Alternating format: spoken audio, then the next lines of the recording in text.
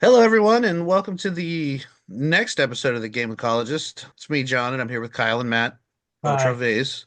Good day to you all. Good day to you all.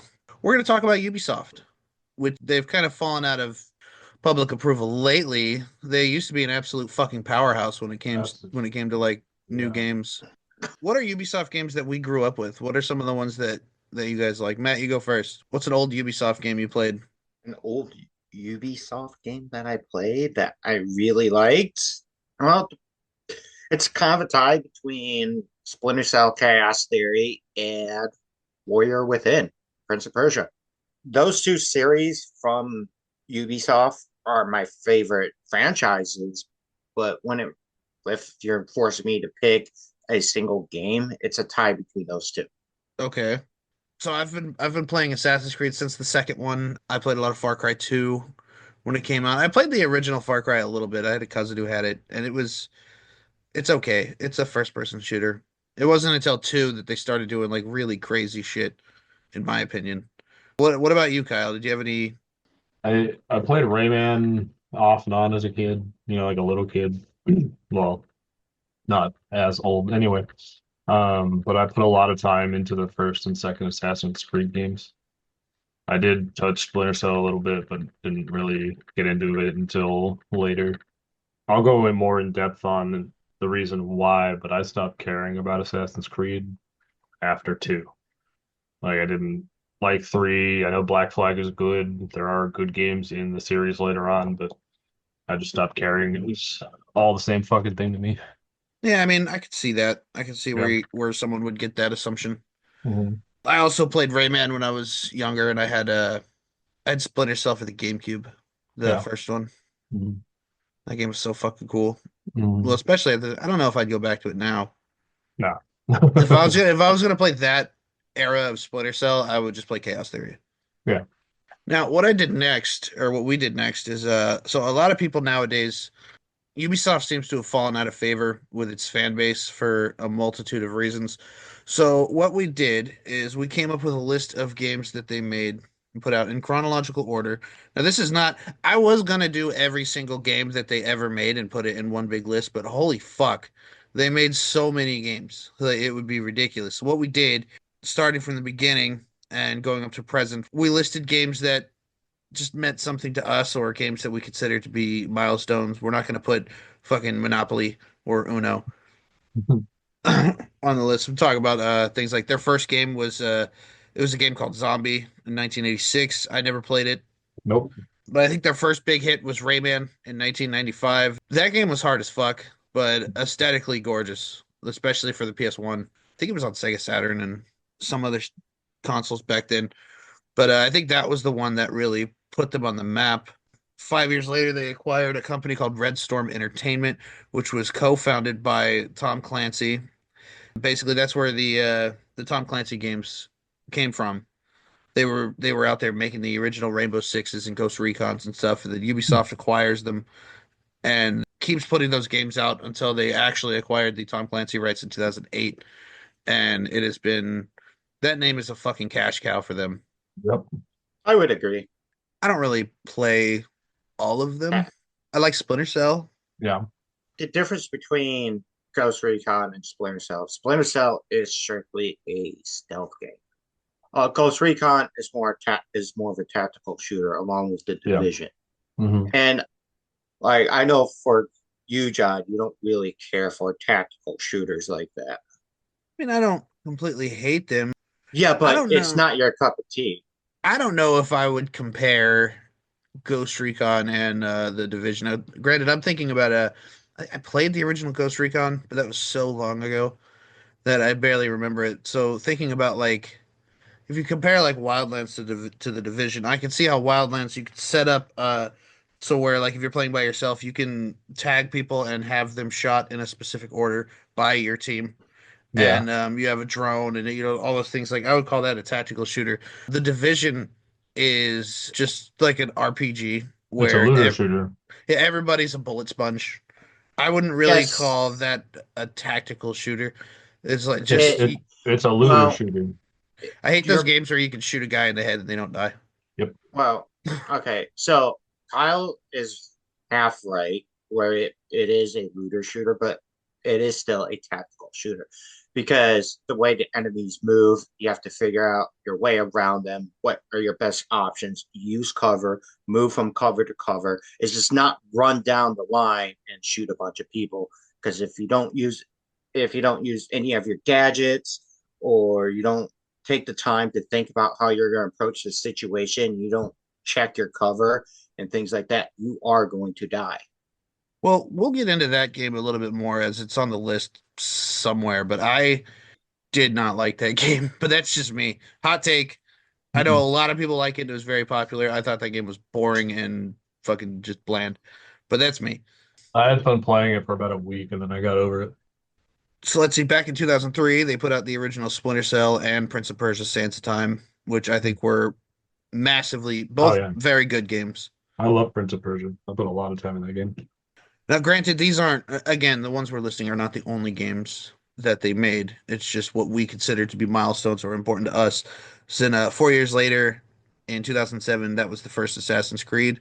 It wasn't their first PS3 game, but it definitely showed off the level of innovation that they are capable of.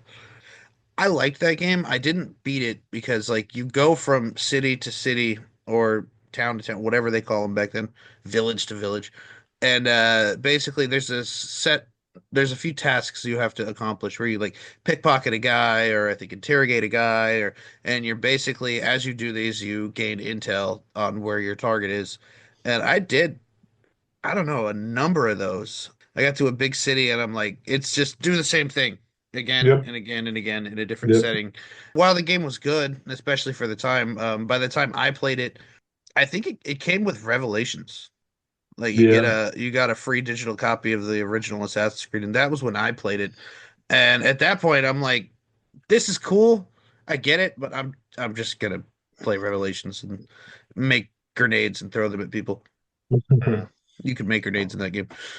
Well, unlike you, John, I played the first Assassin's Creed like when it came out. How do you make grenades in Assassin's Creed?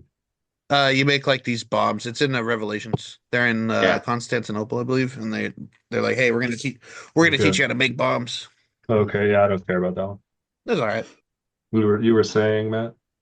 I was saying that, okay, so John played Assassin's Creed, the first one, when it later on.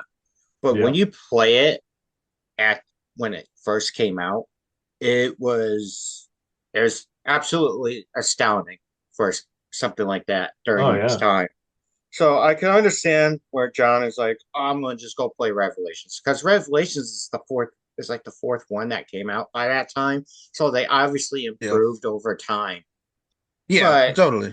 so I think you kind of did yourself a disservice in a way by playing it later on because Yeah. of the stuff that was already out, being better in contrast. If you were to play it when it first came out, you've been like, "Holy fuck, this is the shit." You would have seen like how innovative it really was. Yeah. Yeah, I It's know, but it. Oh, go ahead. I was done. Sorry. I was say I wasn't aware the series existed until two came out. Yeah. It's fucking Oh, great. okay. Two I was so big. Yeah. Two is definitely a leap forward from one. Yeah, for sure. It is definitely better, but I don't know. It improved on a lot of things. I will give Mm-hmm. them that. Like, yeah, having two hidden blades is nice. I look at Assassin's Creed 1 like how I would look at Batman Arkham Asylum. It is the blueprint for everything that is to come for the series. That's fair. My favorite game in the series, I know I haven't played all of them. I have played them a little bit, but not, I haven't beaten the majority of them, is the first one. And Altair is the best assassin. Fuck Ezio. I don't give a That's shit. ignorant. But That's okay. blasphemy. That's ignorant. I don't give a shit. Fuck you. Like, there's a reason you get Altair's armor in the second one. There's a Yeah, like reason Ezio had how many games did Ezio have? Four. four. Three or Three. four. There's three. Two Brotherhood and Revelations. Whatever. I don't care. I don't give a fuck. Mm, I mean, numbers matter, Um, Kyle. I know, And I know, and and I understand. Ezio, I like Ezio. He's a good character, but I prefer Altair if I'm gonna play Assassin's Creed. Two Fair things I enough. want to say about the game. The first one, give me my fucking crossbow. I don't give a shit. It's not historically accurate. You know, like I mean, Crossbows are clearly historically accurate. not for when Assassin's Creed the first one took place. They hadn't been made yet or whatever. Oh, okay. And so they had it in the trailer. They took it out of the game because it wasn't historically accurate yet. There's like gods and shit. Like like that's like fuck off, give me my crossbow. And one of my most like favorite things and least favorite things about the game are the same thing. When you're walking through a crowd and you can like blend with them. Uh-huh. In the first game, you're fine. You're totally fine blending, walking through a place. If you stop blending with them anywhere near a guard, they'll immediately see you as an assassin.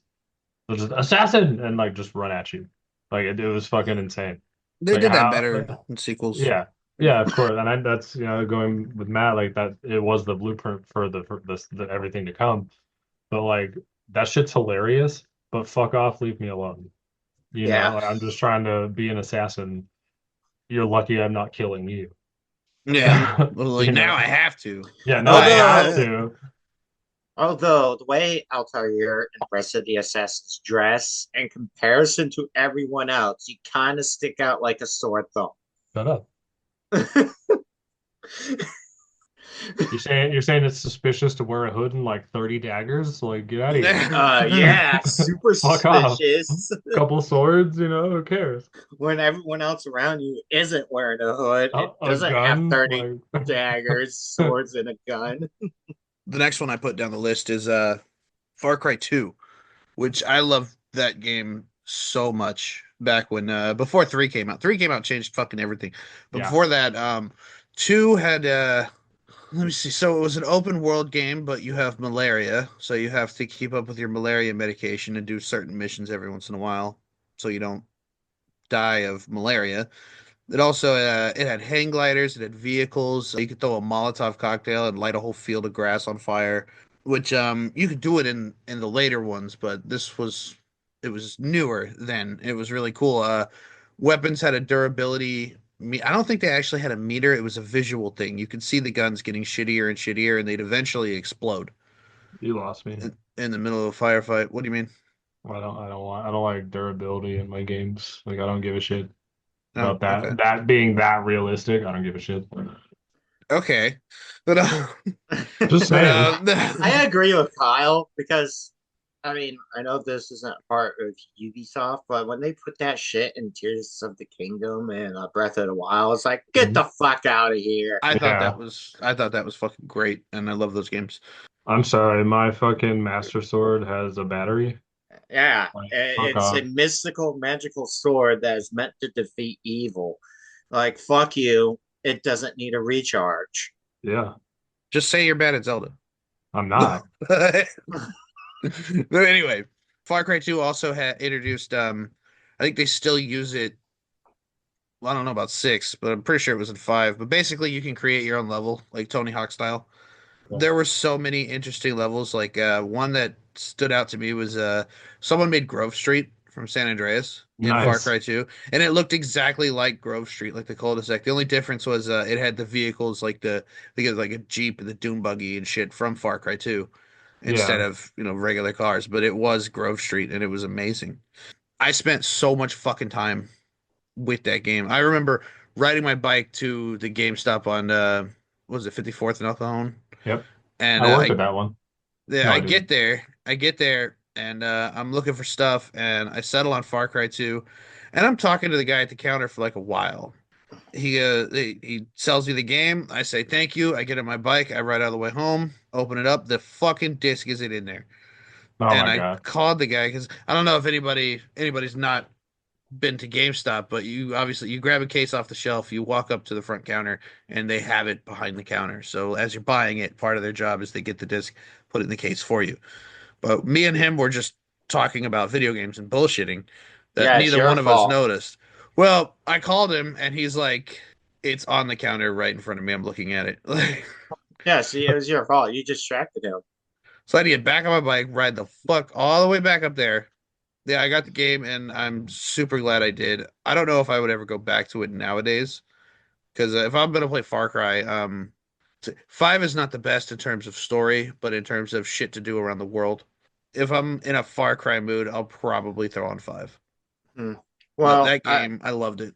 I didn't really play Far Cry 2. Actually, I didn't I don't really even either. think I don't even think I played it. I think my first Far Cry game was 3, and I only played a little bit of 3.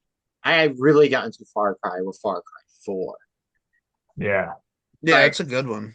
Far Cry 4 to me is the shit. It is my favorite one. I agree with you that Far Cry 5 offers more to do in the world and things like that. But if I feel like playing Far Cry, it's going to be Far Cry 4, and it's Yeah. because of the story. Yep. I would have to Yeah. agree.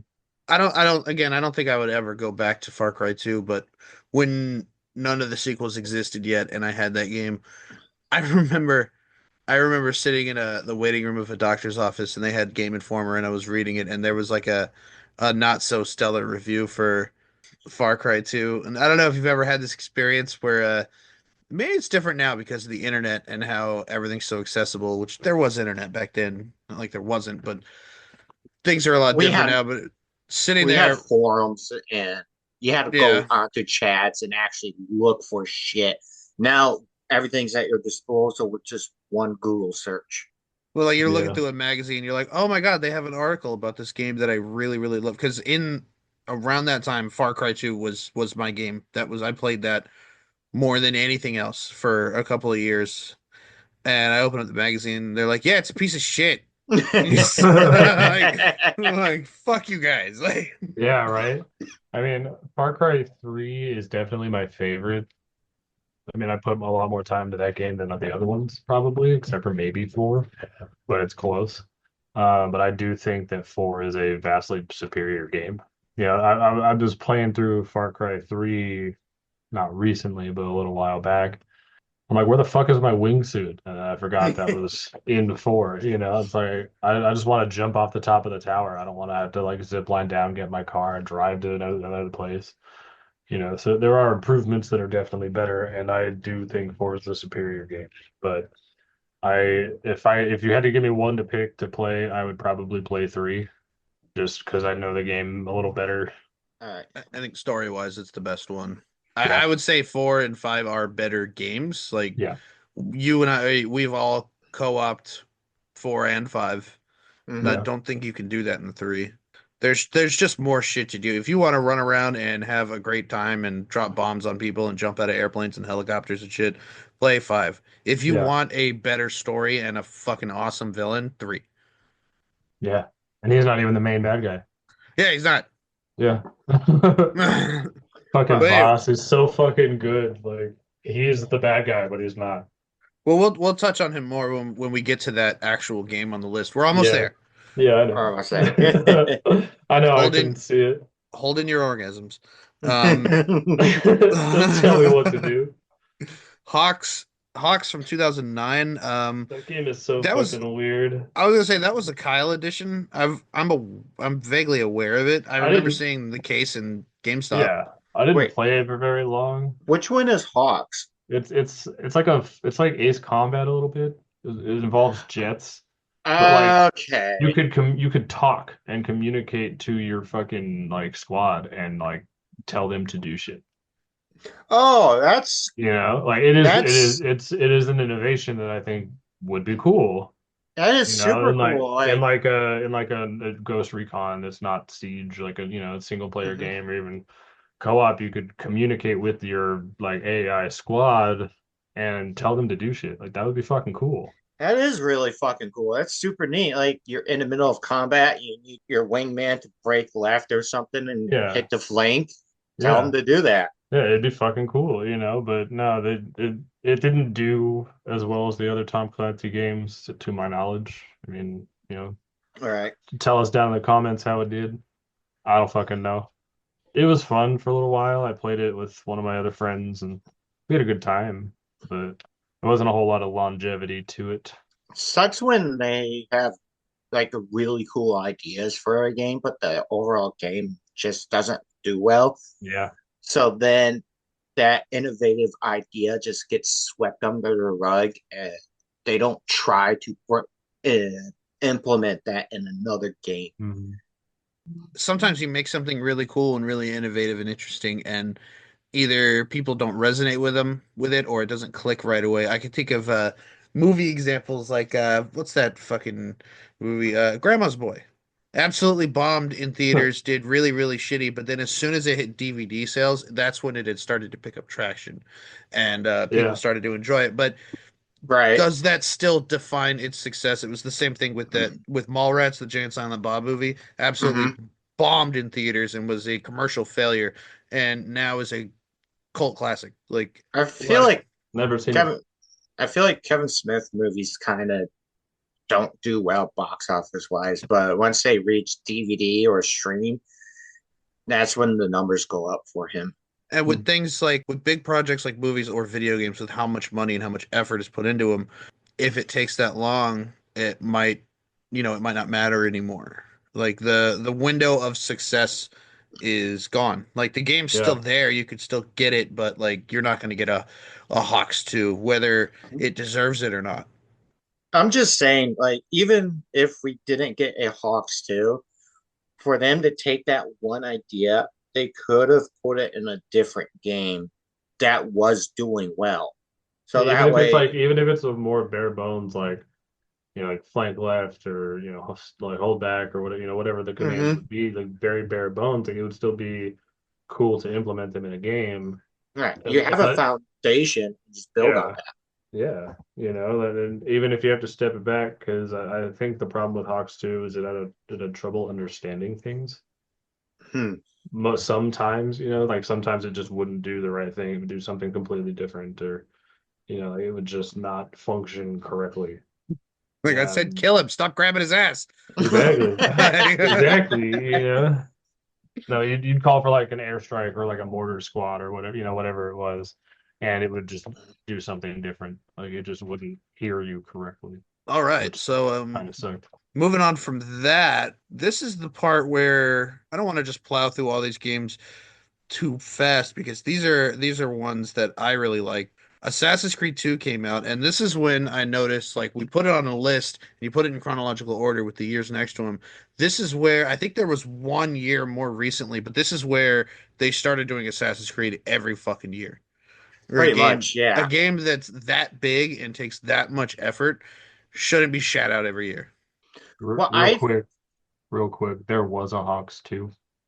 Oh, I'm just okay. saying, I oh never yeah, I played didn't it. know that. I was Yeah, yeah. I know you were just using it as an example, but get your shit right. Yeah, you're right. I I know nothing apologize. about Hawks. So this Yeah. is all a learning experience for me for that title. But yeah, Assassin's Creed 2 was my introduction to the series, and I remember when it came out, everybody was losing their fucking minds back in 2009. Hmm. That I'd gotten it and I started playing it. As soon as the world opened up to me and I could start getting like the viewpoints and collecting treasure, I didn't do shit in the game except run around it. Nowadays, that game is a fucking dime a dozen. There's a million games that are just like that. Looking at you, Horizon Zero Dawn. But back then, it was not to say nothing like that had ever been done. Obviously, there was the first Assassin's Creed, but it was so fucking innovative Yeah. and different. I think that was the secret that made it so successful was how interesting, engaging, and different it was. So they decided, hey, let's make one every fucking year forever. I think with Assassin's Creed 2, Brotherhood, Revelations, and Assassin's Creed 3, I think the way the story unfolds, they had these games already in development after they made the first one. So that's why they were able to release them yearly. You're probably right. Like this was already pre-planned, so they're just moving forward every year with these games. Yeah.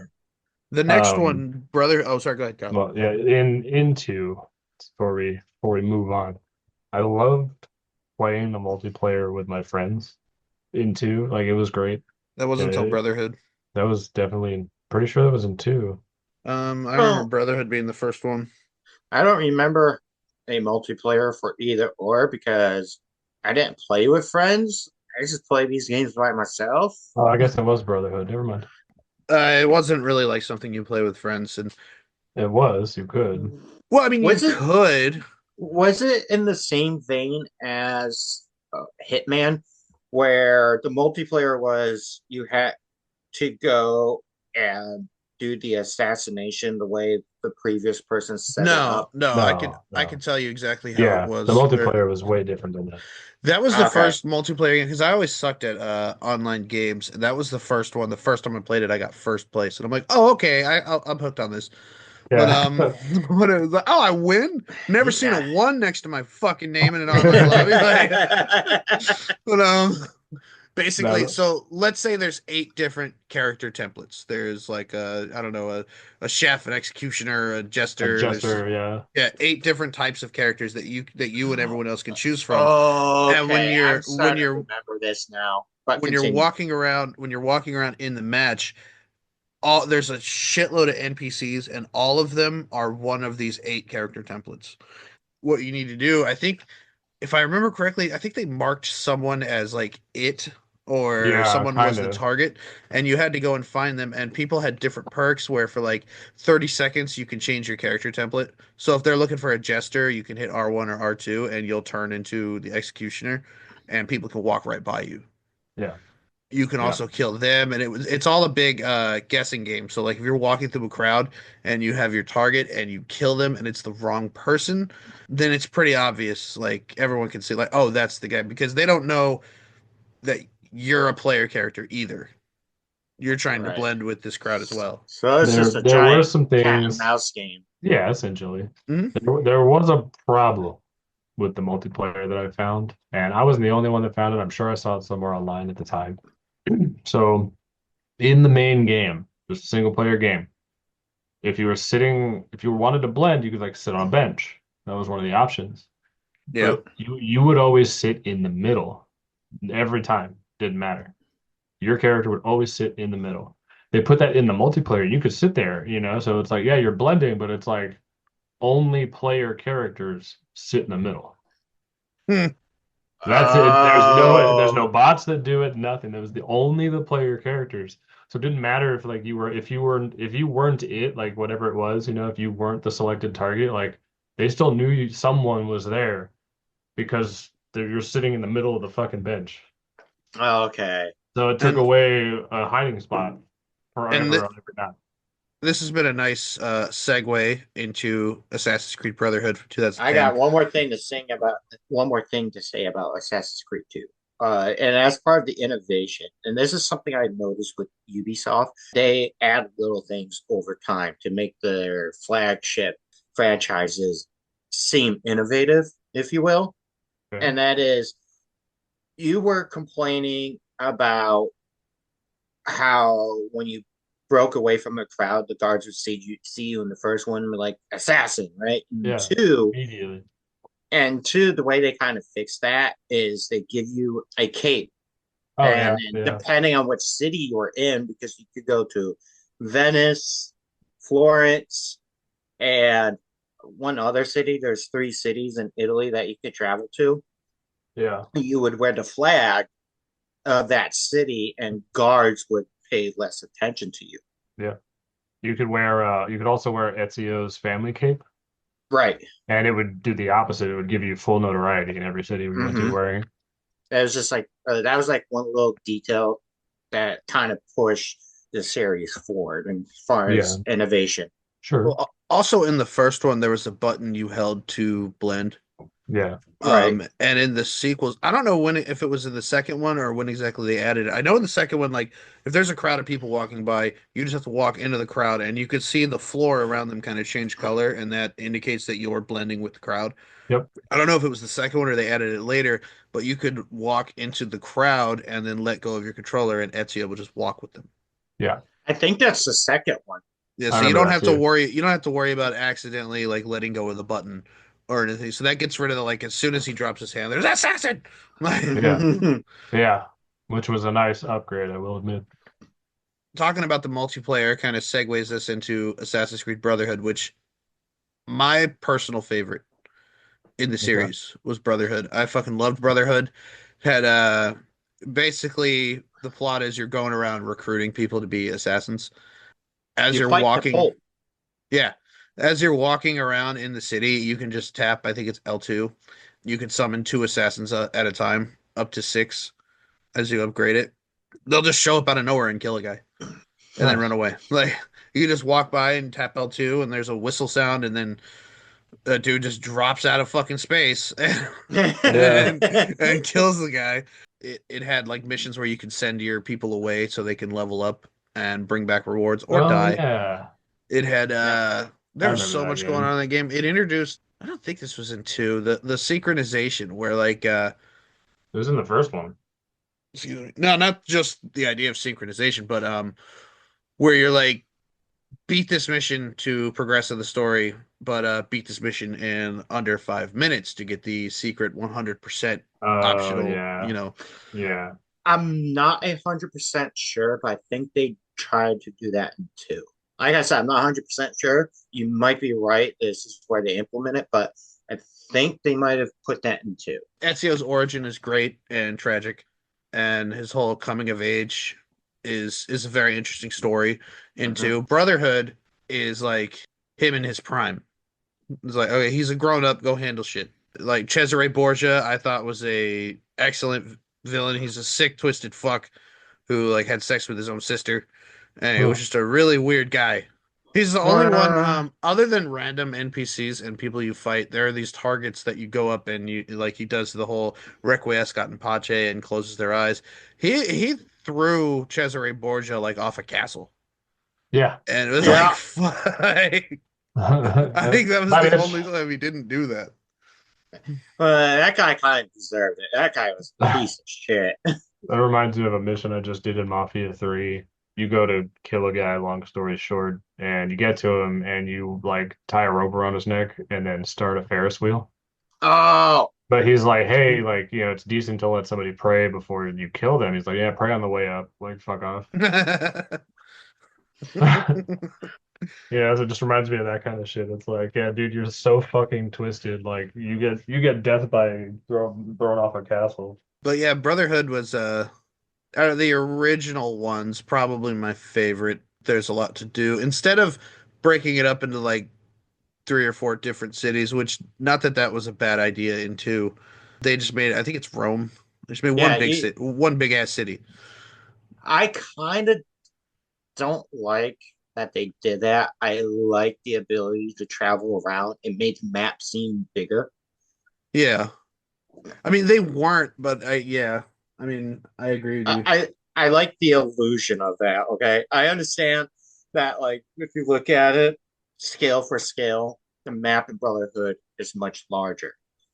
It Sure. says I just like the ability to like travel around and seem like it was more than to what it really was.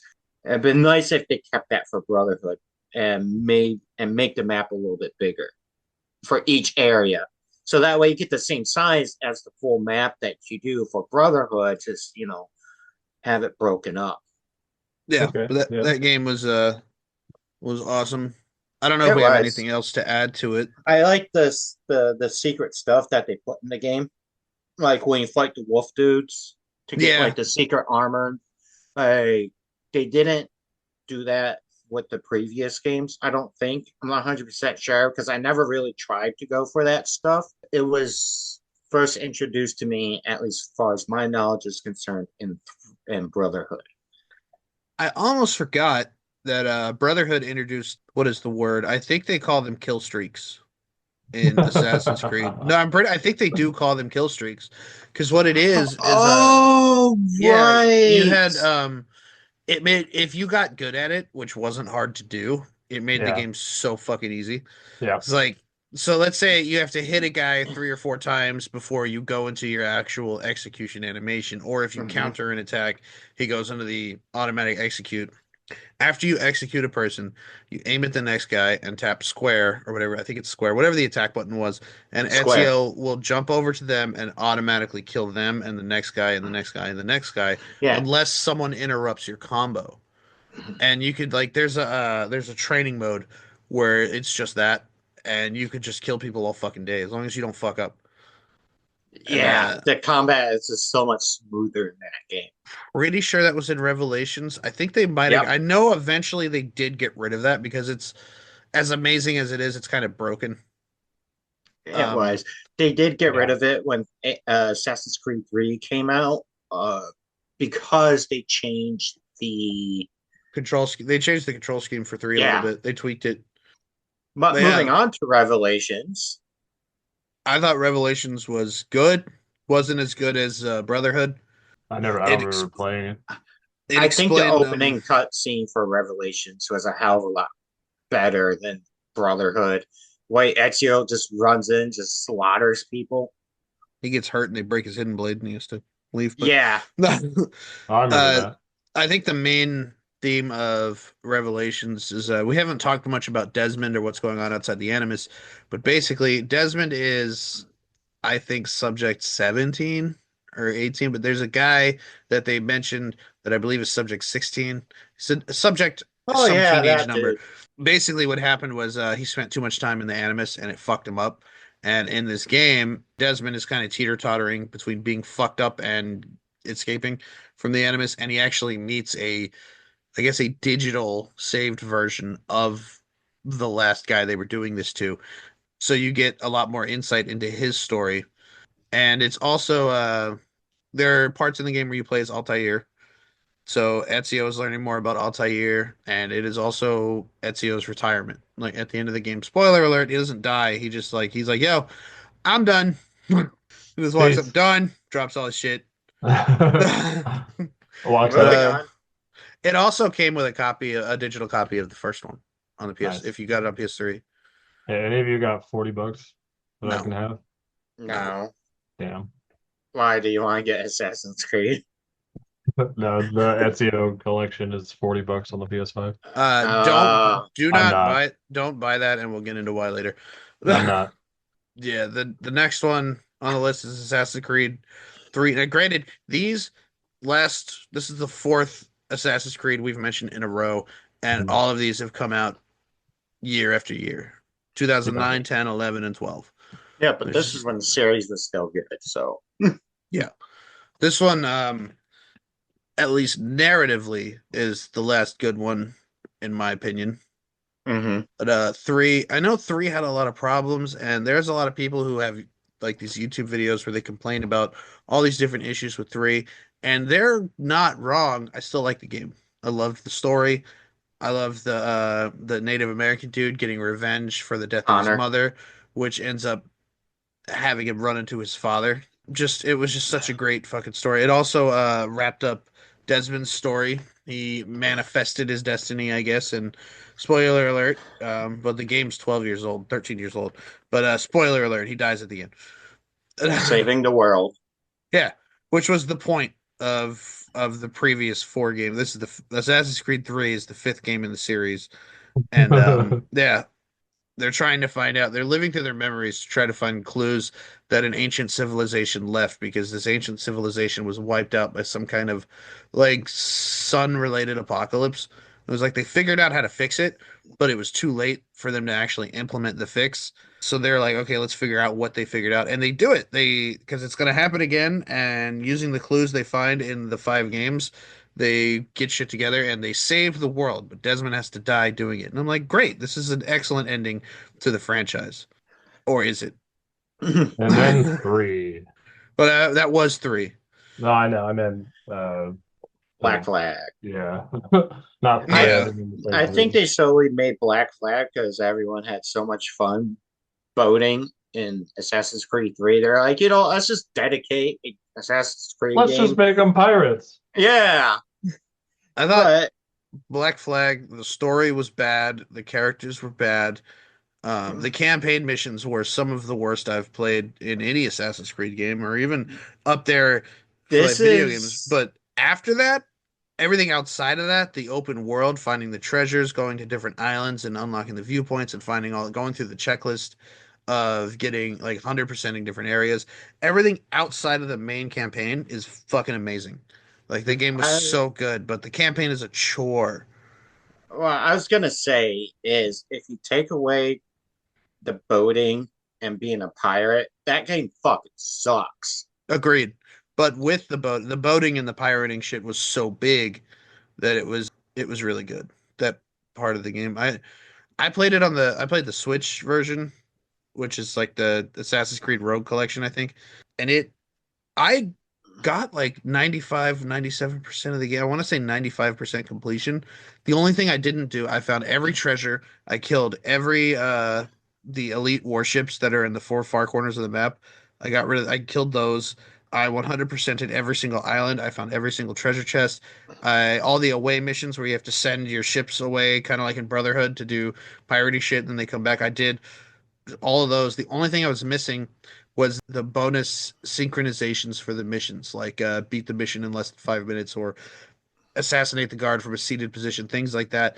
I refused to do the campaign again and try to do those. Other than those, I 100% of the game. Going back to Okay. Assassin's Creed 3 real quick, and this is where I was talking about Ubisoft doing little things to innovate the next game. Going back to the combat, you know how they took away like the whole you just tap square and you can just kill a bunch of dudes and it's Yeah. just super easy.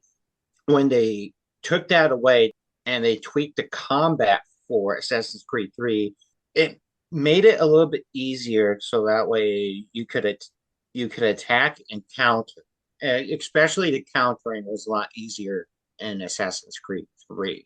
You didn't have to really set anything up. You just had to wait for the right moment. Because Yeah. if you think about the combat from the previous games, it took a while to kind of set up everything, and then you could hit square, and then it got super easy. Yeah, that was such a fucking good game. I loved that. I think we did go a little bit out of order, so I think we can push through the list and just skip Black Flag unless someone has any more insight to add to it. Nope, not really. I mean, we all can agree that it sucks, except for the stuff that they really focused on, which was the open world aspect Let's wait till Kyle gets back to I wouldn't want to do Far Cry 3 without him. Or or fuck him. Black. Let's do Far Cry 3 We without Kyle. also, I think we should mention Double Agent. I spent a lot of time with Double Agent. That You know came out what before year? Blacklist. Oh yeah, Uh, that was a PS2 game. I have that somewhere. I have like a just the disc in a CD book somewhere. It's not bad. That was I think the last Michael Ironside one. right, but I this didn't is list it on here because there's that one, which is cool and interesting with like the different endings for every mission and the different choices you can make. But it's not like Chaos Theory. you got a point there. It's But still this not a is bad game if you're looking for an old. okay. But this is where I'm talking about. I'm starting to notice a theme with Ubisoft. I think they're disguising themselves of being innovative by putting these little things in each game for their series. Because before Chaos Theory, as you're just Sam Fisher sneaking around, taking out bad guys. And Double Agent, you gotta make the choice. Do you honor the agency you work for, or do you make the choice to convince the people you're infiltrating that you're one of them? And if you do too much of either or, you get your government thinks you betray them, or the bad guys catch on to you and then you fail the mission. Yeah, I think Ubisoft has this odd habit of they will come out with a truly innovative experience. They'll have something that's brand new, hasn't been done before, or at least a very interesting take on something that has been done before. And then whenever they're successful at that, they will beat it into the fucking ground with sequel after sequel. Yeah, talk about beating a dead horse, right? Yeah. Look at Kyle walking around. What a We're just doing bitch. a podcast. It's cool. Take your time. Hey, Kyle. Hey, Kyle, what's up, buddy?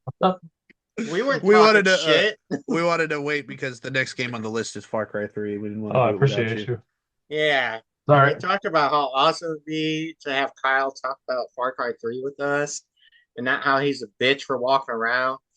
I mean, that's fair. So, Kyle, why don't you take us through Far Cry 3 and we will add shit All right. Well, where do you want me to start? Like the with intro of the Far Cry game? Or like 3. I know, but like That- How about you well, start how you played it on the hardest All right. difficulty because John called you a bitch.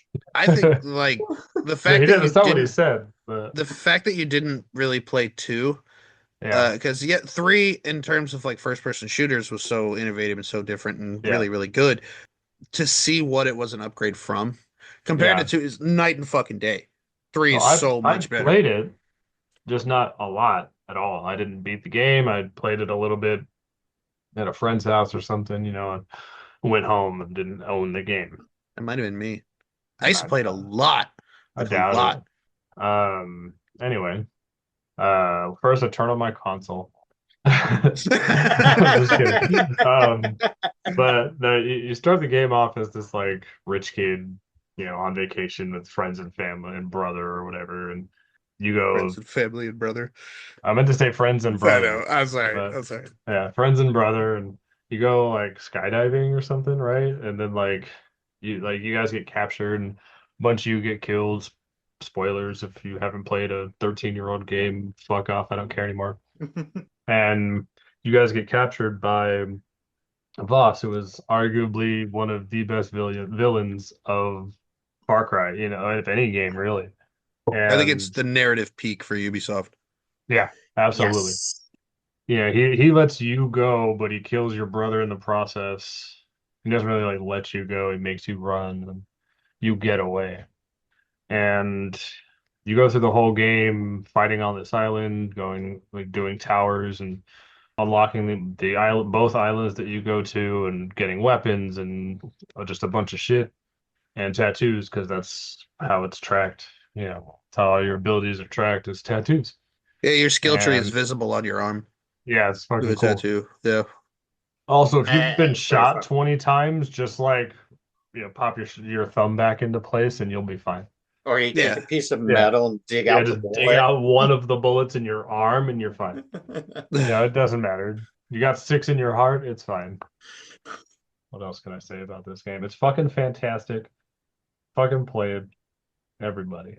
Dated now Yeah. because there's better mechanics and better controls, but Yeah. for the time, I don't think Ubisoft has told a better story. No, I And I agree. think a big part of it, I don't know why we don't see this actor much. I only saw him in Better Call Saul Yeah. and in Far Cry 3, but it really He was looked in like Breaking Bad, wasn't he? I don't think so. He's referenced. I'm pretty sure he was in Wait, Breaking which Bad. actor? The guy who played Voss. Voss. Oh yeah. No, he wasn't Breaking Bad. He's one of the twins, right? No, he's not. No, No, he's not one of the no. twins. I could Either have sworn he way, was. they let him kind of make that character his own, Yeah. and I think that's for a big corporate entity like Ubisoft that likes to have creative control over everything. The idea that they would just let him take the character and do what he Uh-huh. wants with it, and it worked, Oh yeah. was fucking amazing. Like the fact that they even let him do that. They're like, "No, bitch, read the lines." Yeah. And but no, they let him make Voss into well, I mean, play the A game. Like powerhouse, dude. He's yeah, fucking fantastic. Well, I mean, one of my favorite lines that he says, I think, what, 3 or 4 times in the game is, "Have I ever told you the definition of insanity?" yeah, And he doing the says same it. thing. Oh He yeah. says, yeah, he says it at the start of whatever the conversation is, and then he ends it with, "Have I ever told you the definition of insanity?" And then kicks you into water tied to a chair. Like this shit's fucking insane. Yeah. Uh, Like quite literally, because keeps trying to kill you, and you keep living. I think when it comes to actors and a script, if Yeah. you have somebody, they can just walk in and make a character their own. Mm. Let them do their job. Let them act. Let them bring that character to life. Improv is good. I think it depends on who's making the movie. I've That's seen things that's where what I'm getting at. Tarantino doesn't like that shit. He wrote your shit, play your shit. Yeah. But Well, that's just because Tarantino is one of those directors where he already visualized everything and this is how he wants it to be. His track record has proven that if you follow his script and you do the dialogue the way he wants you to do it, the movie's going to turn out great.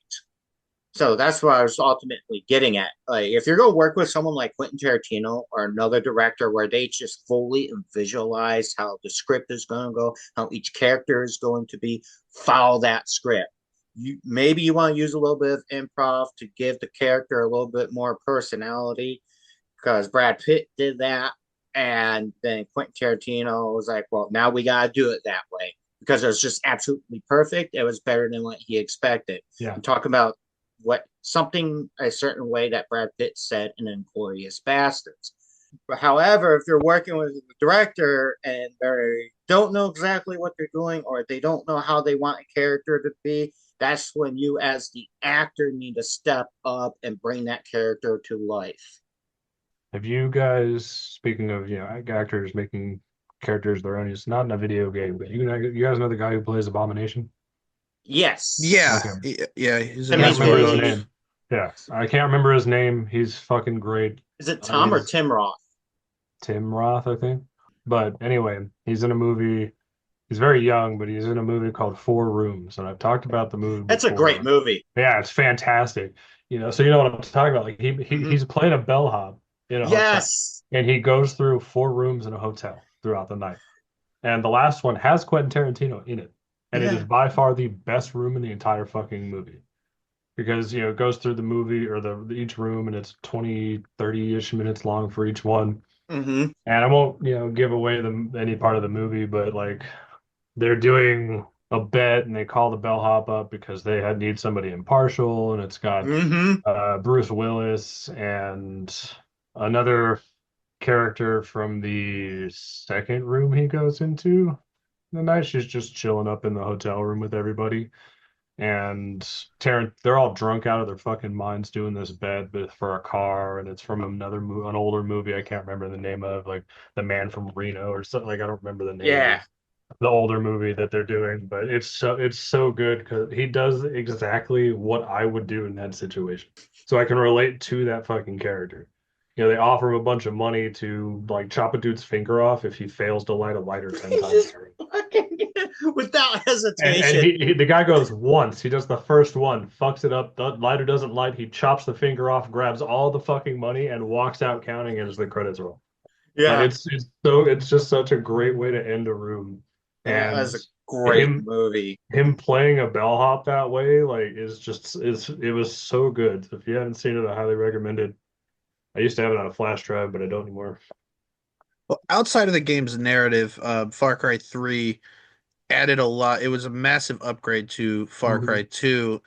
A lot of people's gripes is like 4 seemed kind of like a copy paste from 3 with a Really? lot of the features. It added a variety in wildlife where you had to go and hunt down specific animals to build specific item pouch upgrades, like if you That want to was carry that more was three, bullets. right? Yeah, three introduced that. They had Yeah. sharks, Hmm.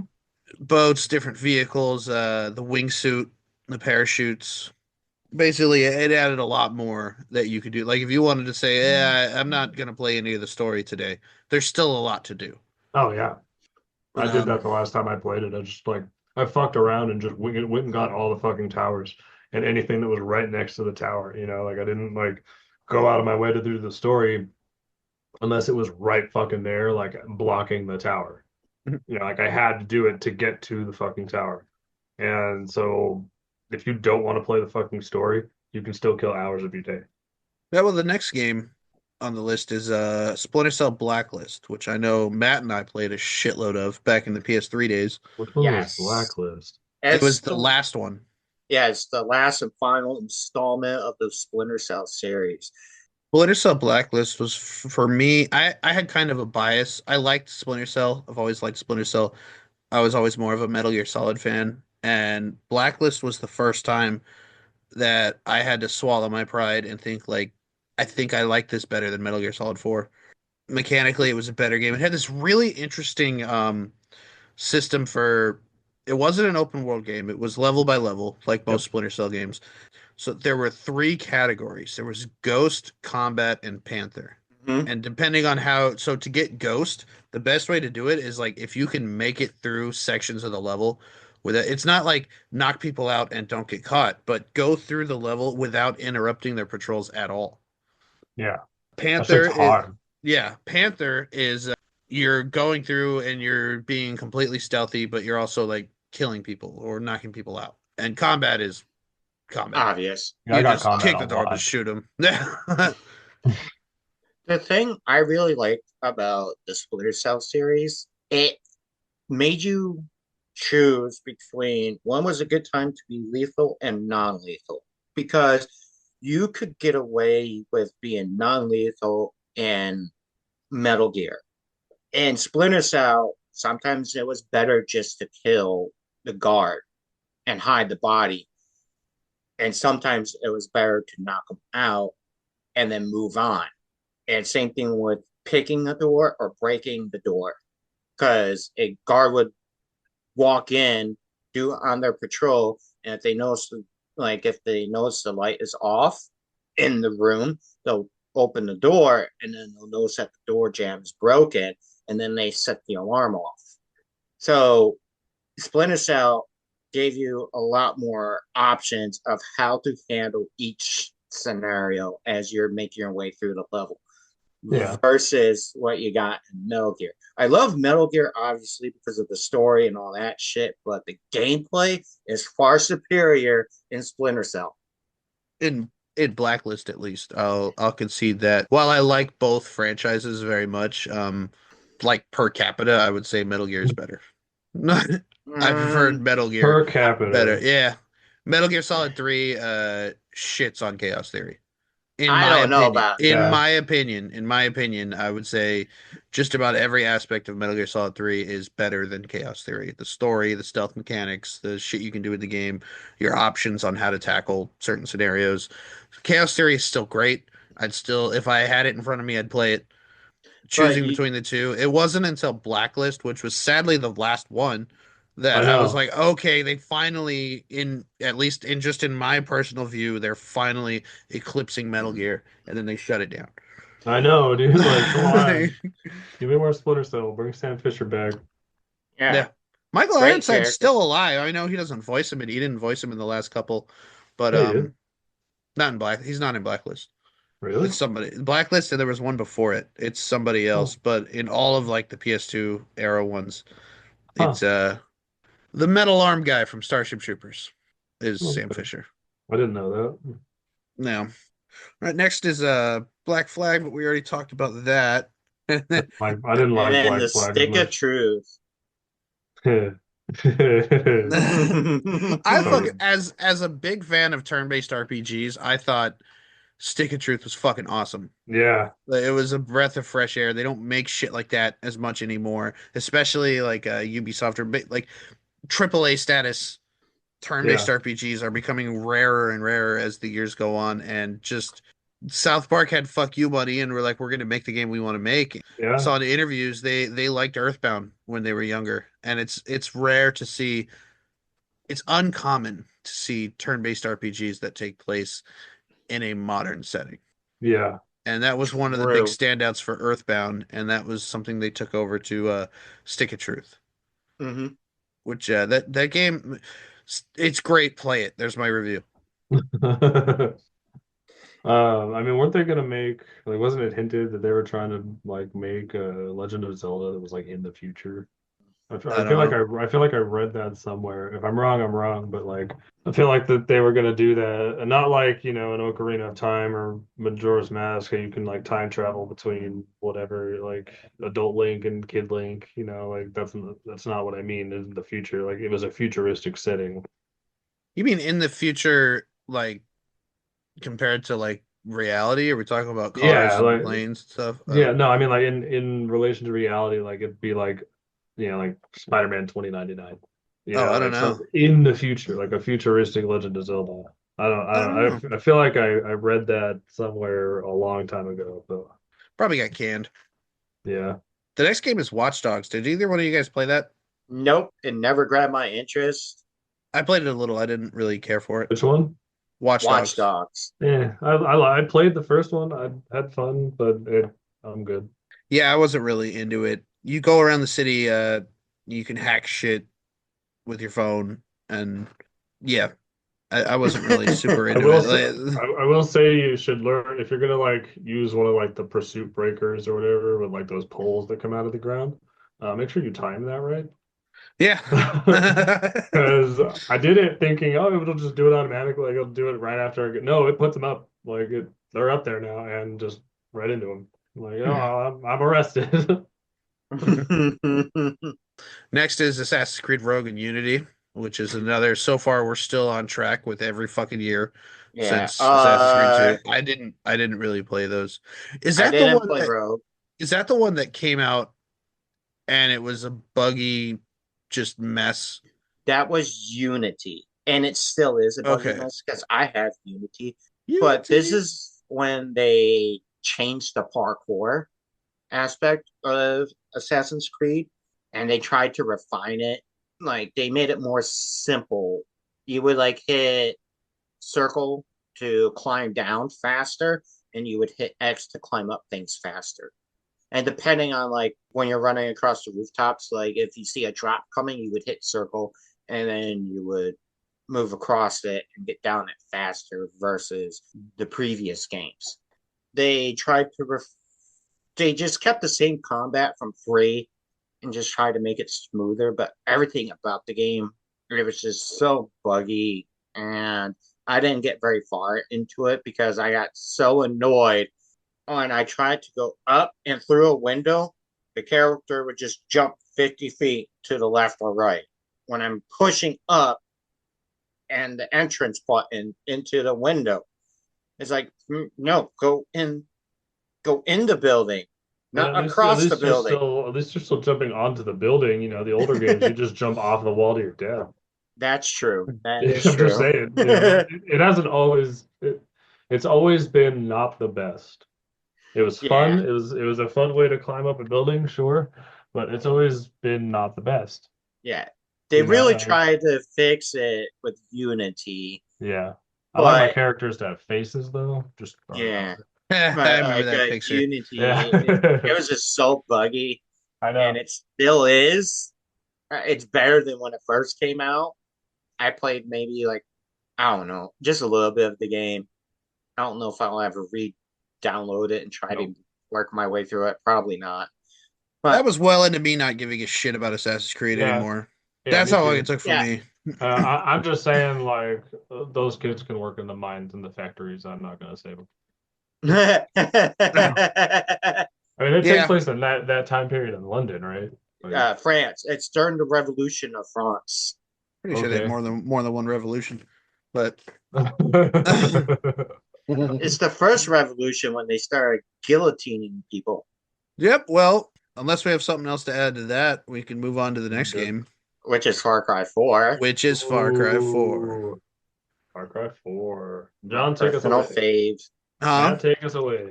The plot was pretty interesting. You're taking your mother's ashes back to where she wants them taken to after she dies. You, as the player character, don't have very much information.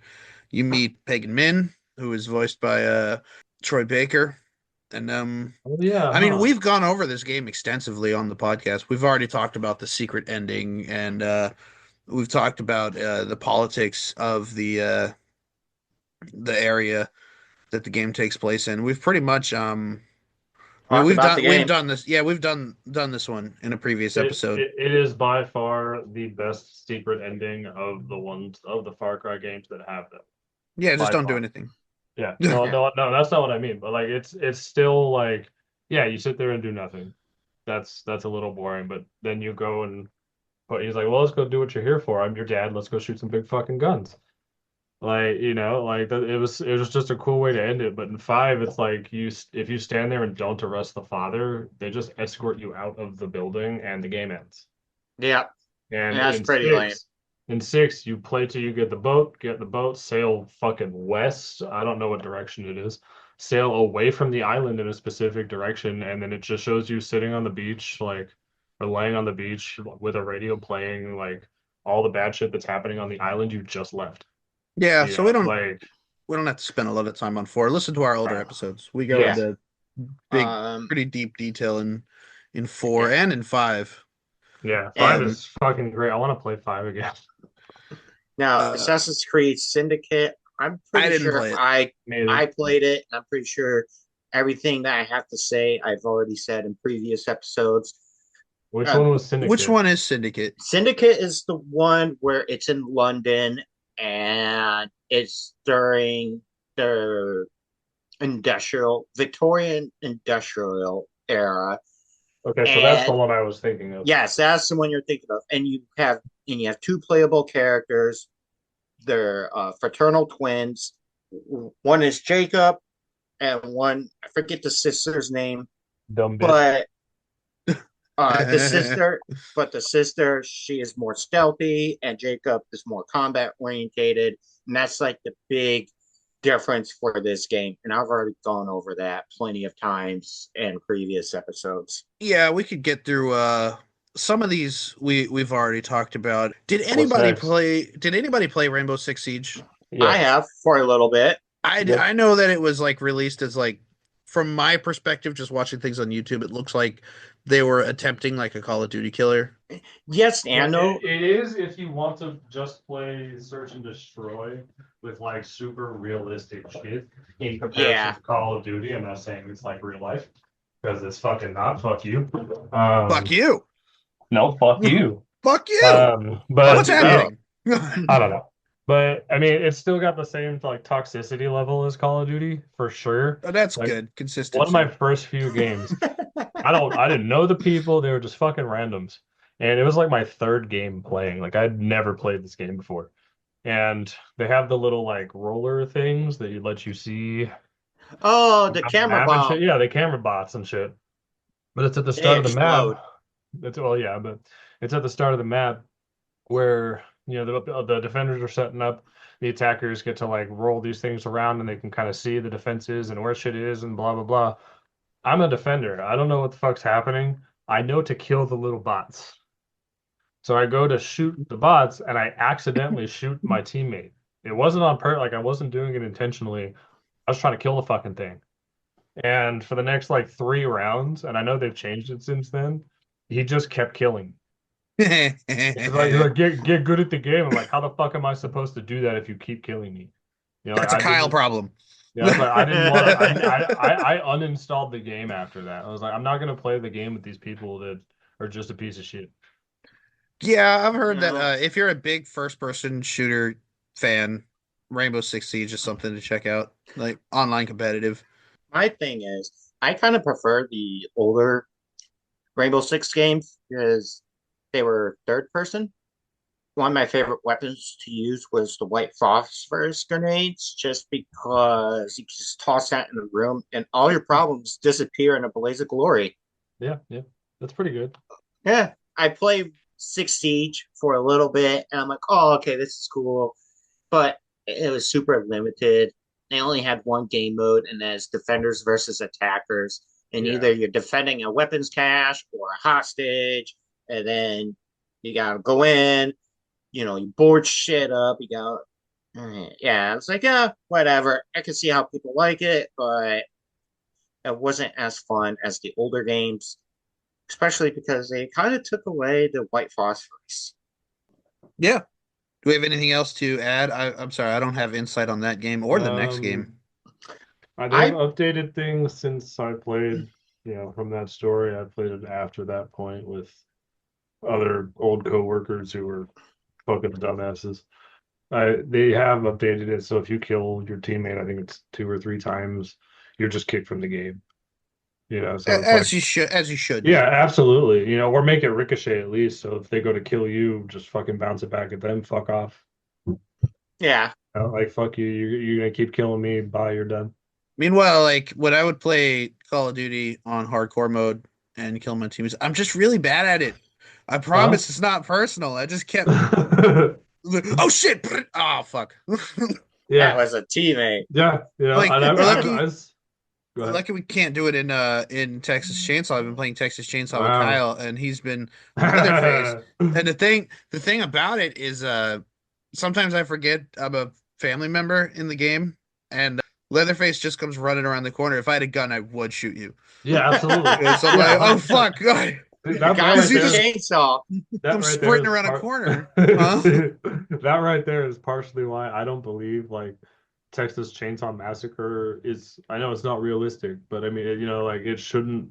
They shouldn't get as far as they do in the movies. It's fucking Texas. Everybody has Yeah, a gun. especially Everybody I has a forget. gun. Like, Oh, but the people that they're getting in Texas aren't from Texas. They're cutting through yeah, Texas. I Yeah, understand but that, but like, still, it's like the people in Texas have to know what's happening. I know they're not that just letting it happen, that it's We're kind of an going off on a isolated event. tangent. but there I know. there's a perfect example of that, Kyle. I forget Yeah. which Texas Chainsaw movie it is, but Leatherface shows up to a Texas state fair waving his fucking chainsaw around, chasing a person, and everyone Nobody but the shoots him. sheriff. Yeah, nobody shoots him except for the sheriff tries to, and That's then the so fucking sheriff stupid. gets killed because of it. It, like you said, it's Texas. Everybody would have stopped what they're doing, pulled Gone out their into guns, pieces. and Leatherface would have been a red stain on the floor. They Yeah. should make it a California Chainsaw Massacre. Anyway, Rainbow Six Siege. That's what we're Yeah. talking about. Well, So, we can move on but to Far Cry Primal I if you got. I've played it as a few characters. My favorite was a guy named Tachanka Tajanka. be, because he uses like a weird gun and it's got like a big disc for the ammo, like the magazine. It's just an LMG, but Yeah. he's wearing like a suit of armor. And the only reason I picked him is because his name is the same name as the home planet is Rex from Mass Effect. Huh. That's Yeah. it. That's the only reason I liked him. So the next game is Far Cry Primal, which I did not play. I That's love like the Primal. that's the only one I didn't play. Not for I I Primal didn't have was that see game. it. I Primal didn't was see it. good.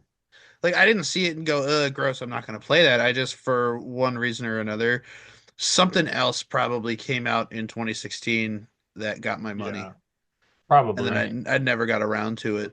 Primal was a lot of fun. I It mean, is. it didn't have the towers that you had to climb, they changed that to bonfires. It Mm-hmm. might not Um, be a bad thing.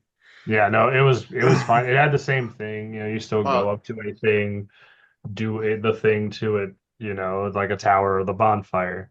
But, you could have fucking saber-tooth tigers as your companion. yeah, Like that shit was fucking cool. yeah. You You're a still had to caveman in these hunt, but games, and you use man, spears and bows and arrows yeah, that's and functionally clubs it. to kill people. Yeah, yeah, you could light the shit on fire Mm-hmm. and it would burn through the club or spear or whatever it is you lit on fire. But it took a while. It didn't just like you lit it on fire for 30 seconds and it was gone. Yeah. You could extinguish it and relight it as many times until it broke. Like Mm-hmm. the shit was fucking cool. Like they had a DLC there where you could like ride an elephant. You like became the elephant. Yeah. The thing You were very high. I'm just saying. Yeah, the thing I liked about the game it was definitely different. It was so different, and I like the fact that you could set your weapons on fire because that became your torch. And if you came across a problem, either A, you could stab it and they would light on fire, or you just throw your spear at them and you pull out another one while your enemy burned to death. Mhm. It was they found ways to make it multi-purpose. Yeah, it was fucking cool. I don't know what's going on with the story because No, I I couldn't tell was you.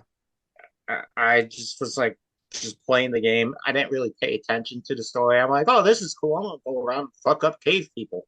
Yeah, it's fun. The next one on the list I would like to talk about because I mean I know so Assassin's Creed the Ezio collection. We've gone over every single one of those games. But this so not only like I got this way later. It was on sale, so I got this years after it came out. And Mhm. I thought it was just absolutely unplayably fucking buggy. I have some clips saved, but it was awful. It was the same as the port of Assassin's Creed 3, which I originally played on the Switch. I saw that it was for the Switch at GameStop. I was like, fucking dope. I want to lay on my couch, play a handheld. And I just kept clipping to the walls, falling through the floor. I would kill enemies and then die just Nice. randomly because I guess they're still alive doing damage to me because the game doesn't recognize that they're dead yet, even though they're laying on the fucking ground. It was a That's mess. dumb. It was like they just clicked it and dragged and dropped it, and now it's on modern consoles, and it's like they did nothing for quality of life. It's worse than I remember the original ones, and I thought it was a very low effort cash grab that was disrespectful to fans. I think that at least in my personal experience, this was things like this were the turning point for Ubisoft kind of started to go downhill. And things like this were evidence of that. What's up, man? I was gonna say all your issues that you're talking about with the Ezio collection, because I have it myself for the PS4, and I don't have any of those issues. How much did you play it? I I played I beat the second game, and then I started playing the third, and made it like a quarter of the way to the third, and I got distracted by something else, but I didn't have any of these issues. So I'm not saying that the issues that you had weren't there. Is just how many of us, when we downloaded it, got a shitty version versus those of us that didn't. Well, You know my what I thing mean? was like, yeah, my thing was like, so not only I wanted to play Brotherhood. I could not play it. Like you could boot the game up and you could walk around, but you're gonna fall through the floor, you're gonna climb up a wall, and then you're gonna clip into the wall and then out of the wall and fall to your death. And so I had the same problem with Assassin's Creed 3 on the Switch, and then I noticed that Assassin's Creed 3 Remaster was on the PlayStation Plus game catalog, I believe. So I was like, okay, cool. Maybe it's better on, Sony. Maybe it was a Nintendo thing. So I downloaded it. No, it was exactly the same. Maybe worse. I remember I was playing the beginning of the game where you're Hatham and you're on the boat coming to America, and there's Yeah. different things that happen. There's like a storm, and you're like, oh, help us, fucking tie these ropes and go climb up there and save that guy. Well, I was climbing up. You climb up to the top of like the crow's nest, and you dive from one thing to another and tackle a guy to like save him. I was climbing up the ropes, and when I got about a little more than three-quarters of the way to the top, I would clip through the wall, fall down, land on the boat, die. It happened twice in a row. And then I just kept noticing things like that. I thought it was fucking unplayable, which is a Yeah, shame because like it is. how do I play Assassin's Creed 3 again? Because when they ported it, it seems like they put zero fucking effort into it. So now a modern audience cannot appreciate that game.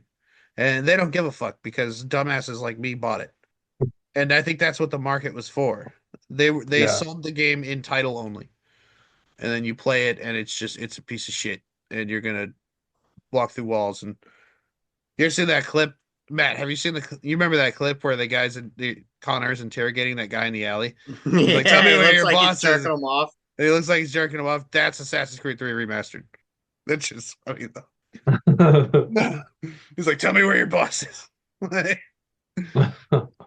That collection, things like that for me were kind of a turning point for Ubisoft. There were still some good games. I had the same, well, I don't know. The next game, Ghost Recon Wildlands, I had friends I used to play it with all the time. I think me and Matt used to play it too.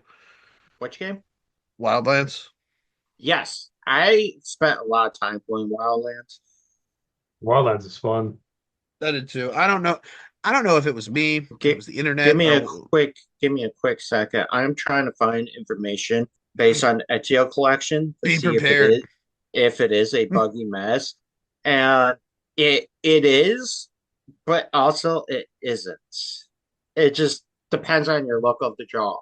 What the fuck is that? I don't want to buy a Coke, crack it open, and drink it, and it's Pepsi. Yeah. No, but Like, it says like some people are saying in order to fix it, you delete your console save file, restart the game offline, and What? get back to the point where you can get your achievement. Oh, they're talking about something very specific. I'm on a Reddit post, and people are saying that it is worth it, but you gotta be prepared for it to be a buggy mess, or you'll get lucky like I did, and it won't be a buggy mess. So it's like 50-50, it looks like. I was just trying to figure out, like, case by case, how bad it was. Yeah. it Yeah, when was when Arkham Knight came out, I had friends that got it, day one, and it was unplayable. That was the Right? PC version, wasn't it? I Yeah, remember hearing about that. The PC yeah, version came out and it was a fucking train wreck. yeah. Hmm. I had none of those problems. Well, I mean, I played it. Did you play it on PC or PlayStation? No, fuck that. I played it on console. Yeah. Like I'm good. I don't. My PC. I didn't have a PC at the time that could run that game at all. It would not. It would have exploded. It's It also would since explode.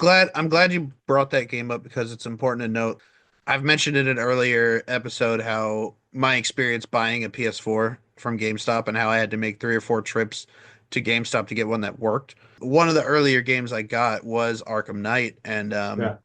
the way it would glitch in these weird fucking ways. Like it was Hmm. so strange the things that were happening on screen. Like Batman would be standing there talking in a cutscene, and he would walk from like one part of the room to the other, and a piece of him would stay in that spot and stretch around the room. Like, but that was the console. That's funny. Like so it could be a number of things. It could be my console, which I didn't have issues with other games. Hope it's on my console. Could have been internet. I had a lot of issues with Ghost Recon Wildlands. Not at first, that could have been my internet. That could have been my buddy George's internet. That could have been a number of things. But we would play Right. it, and like we would drive to a place, and we'd both get out of the vehicle, and I would look at the vehicle, and he's still in the driver's seat, and I would tell him, "You got to get out of the car." And he's like, "I'm not in the car." I'm like, "Get out of the car," and he would start shooting in the air, and I would look over, and he would be invisible. You could see the bullets and the flash from the gun, but his character is still in the driver's seat. Yeah. I Like, remember when we played it, you had issues. So I'm like, dude, I don't know what you're talking about. Everything was working on my end fine. I think you just have bad luck with video games. But I've been playing Ghost Recon since Ghost Recon 2. Yeah, that's probably about when And I started. and the thing what I've noticed with Ghost Recon is the way they set up these games is going back to the innovation of Ubisoft is that these games were based, the weaponry was based on what the military had access to at the time. And Ghost Recon 2, one of the guns you could get had the camera where you could pop it around corners. Oh, that's cool. uh-huh. Yeah. Or if, let's say, you're laying prone and you are behind a blockage so the enemy can't see you, you just turn on the camera feature and you peek your gun over the blockage so you can That's see pretty your cool, man. enemies. Yeah. Well, obviously, once you start shooting them, they're going to figure out where you are. But if you guys remember the movie Wanted, you know how Angelina Jolie takes like the handgun and puts it in that frame. That's Yeah. exactly what you're using in You Ghost Recon. And that's something during the early 2000s that the military was fucking around with. mean And you're not just curving bullets? yeah, you're not just curving bullets. Yeah. That's something I noticed until Advanced Warfighter. And Advanced Warfighter was everything was a little bit more advanced, like your heads up display, your body armor, but everything was still relatively grounded. You know what I mean? It wasn't too far fetched. It's like, oh, okay, this could be a possibility for the future of warfare. Yeah. And then Ghost Recon Wildlands, because they continue with that trend for a while. Then Ghost Recon Wildlands, they just kind of went back to basics. The weapons that the military has access to now, but you are a special operator in a team of four, and you go down to Bolivia to overthrow a drug cartel. And then in Breakpoint, which is the follow up to Wildlands, adds a little bit more shit. Like one of the things I liked about Breakpoint is you can lay down in the mud or the snow and cover yourself so you're completely hidden, and then you can take out your enemies that way. But it adds the drones, Oh, and that's cool. that's still keeping up with the theme of Ghost Recon because we use drones in today's military a lot. Nah. That's fake news. That's fake news. Yeah. Well, anyway, moving forward. Hold on, But real quick. Oh, I'll say about Wildlands, I like it better than Breakpoint. I honestly do. I think the Yeah. story was better. I had a lot more fun in it. I like the fact you can go fight Predator, Yeah, I was gonna but say that's my you favorite get your mission. ass whooped, dude. Oh yeah, I absolutely. You get fucking wrecked. I have put on the best armor. I have Yep. everything upgraded. I get the strongest guns with the most ammo I could find. Fought him like 100 times, and I still can't beat him. Correct. Get good. I haven't beaten him. I'm not sitting there talking shit like, oh, I beat him, get good. Like I get fucking wrecked every single time I try. Uh, I I need like I want. Is there YouTube evidence of people beating him? Yeah. yes. I know he can be beaten because I fought him a bunch of times too. I never beat him, but he starts to change his behavior the more you damage him. Right. Becomes more aggressive. Yeah, this is a fun game overall. And Yeah. and the thing I like about Wildlands is you get to work with Sam Fisher. Yeah, they added that later. Yep, In which one? Wildlands. Wildlands. You Oh, get to that's work. cool. Yeah, there's a mission, but in order to successfully do the mission, you have to sneak into this compost without being detected. I fucked up the very first second. I saw an enemy. I'm like, oh, I need to get from here to there, but that enemy might see me. So I shot him in the face. And Yep. Sam is like, what the fuck are you doing? Yeah. Mission failed. Like we're not supposed to leave a footprint. I'm like, I would have hidden his body. No one would have found him. But yeah, so the next game is Assassin's Creed Origins, which I actually did have that. I stepped away from the series for a while, but I remember it was like a tax return thing. I had money and I was looking for something to get, so I got it, and it was all right. They changed quite a bit about the series. I don't want to say like it's Dark Souls, like in the sense that it's hard, but the combat system with the rolling and the fighting Yeah. is more Dark Souls-esque. It's not exactly the same style of game at all as Dark No, Souls, but it's just not. strictly in the combat itself. Yeah, I And could see that because I I've played sorry it a to little bit, sorry but to I get it. interrupt you, but I know this is jumping ahead, but in Valhalla, because this is like from Origins to Valhalla, the combat's the same.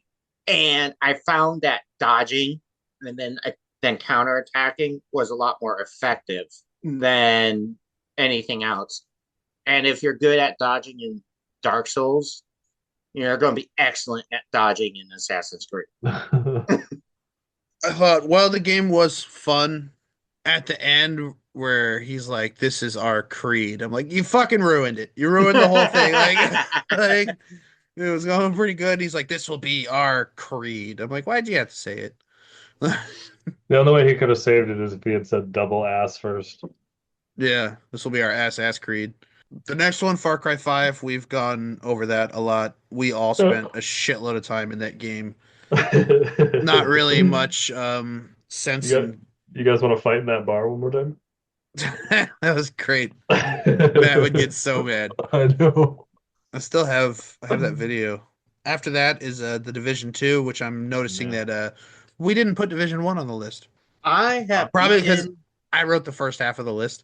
So I was like, Yeah. fuck Division 1. well, The Division first, is not a great. It's not my favorite game. I like the aspect of the division. I played the first game, beat it. Yep.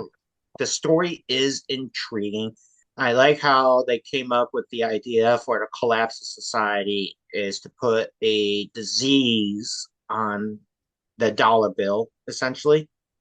I mean, that's exactly what they do. They call it the green disease, and people using cash would contract this disease, and it was super contagious. And then society fall. That's how society falls. And in the first game, you're not really trying to fix anything. You're trying to prevent it from being worse. That's all Damage you're control. doing. Yeah, you're doing damage control. That's all you're doing. And you fight these different factions of all these groups of people that came together because society's collapsing and they're a bunch of psychopaths. But yeah, John, you're right. The game is pretty bland. It's kind of boring.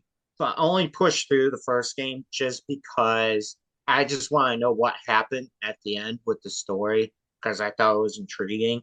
It was just intriguing enough for me to keep playing. But also, I was like, let's plow through this and beat it as quickly as I can. I didn't want to sit there, do all the extra shit that you can do, go Yeah. look for this, go look for that. No, I just want to get from point A to point B as quickly as possible. And that's exactly what I did. I started playing Division 2 because it's the follow up, obviously, Division 2, and it takes place in Washington, D.C. And that's where you're trying to start to rebuild society. You're no longer in damage control. Now it is time to clean up everything and get society going again. But I haven't played enough of the game to know what exactly happens or how anything occurs just because I didn't play enough of the game. But it's the same principles of, or same concept, excuse me, of you go and you fight these different fractions of these different groups of psychopaths. It's just the same shit, different day though. While Yeah. we're on the subject of the Division or the Division 2, I'm gonna jump ahead to this quote I have in the notes from who's it? It's for the original Division. It's Mm-hmm. the Division's creative director Magnus Jansen told VG 24/7, which is like a video game news website. The short answer is no. We don't have microtransactions, period. Microtransactions, as it's defined, we do not have them. You cannot spend a little bit of money and fast track to get better gear or pay to win or vanity items in the Division. I didn't play the Division very much. Are there microtransactions in the Division? Absolutely. Yeah. Vanity gear, I mean, you can't spend money. No, wait, you can spend money to get better armor and better guns. Yeah. And you can get vanity gear. You Well, get a loot box. vanity gear isn't the issue. Yeah, but microtransactions are microtransactions. If you're paying money for something, that's a microtransaction. Yeah. Uh, There's a few. Fortnite, Fortnite is all vanity gear. Nothing you buy improves your status in the game. Yeah. Like I have the Master Chief skin in fucking Fortnite. I don't get to use the Mjolnir armor to its fullest. No, Nope. I have the same health as everyone else. Well, Hmm. I think what was going on was the creative director tried to basically change the definition on some kind of technicality, and even in that sense, they still lied. Yeah, they were Yes. still wrong.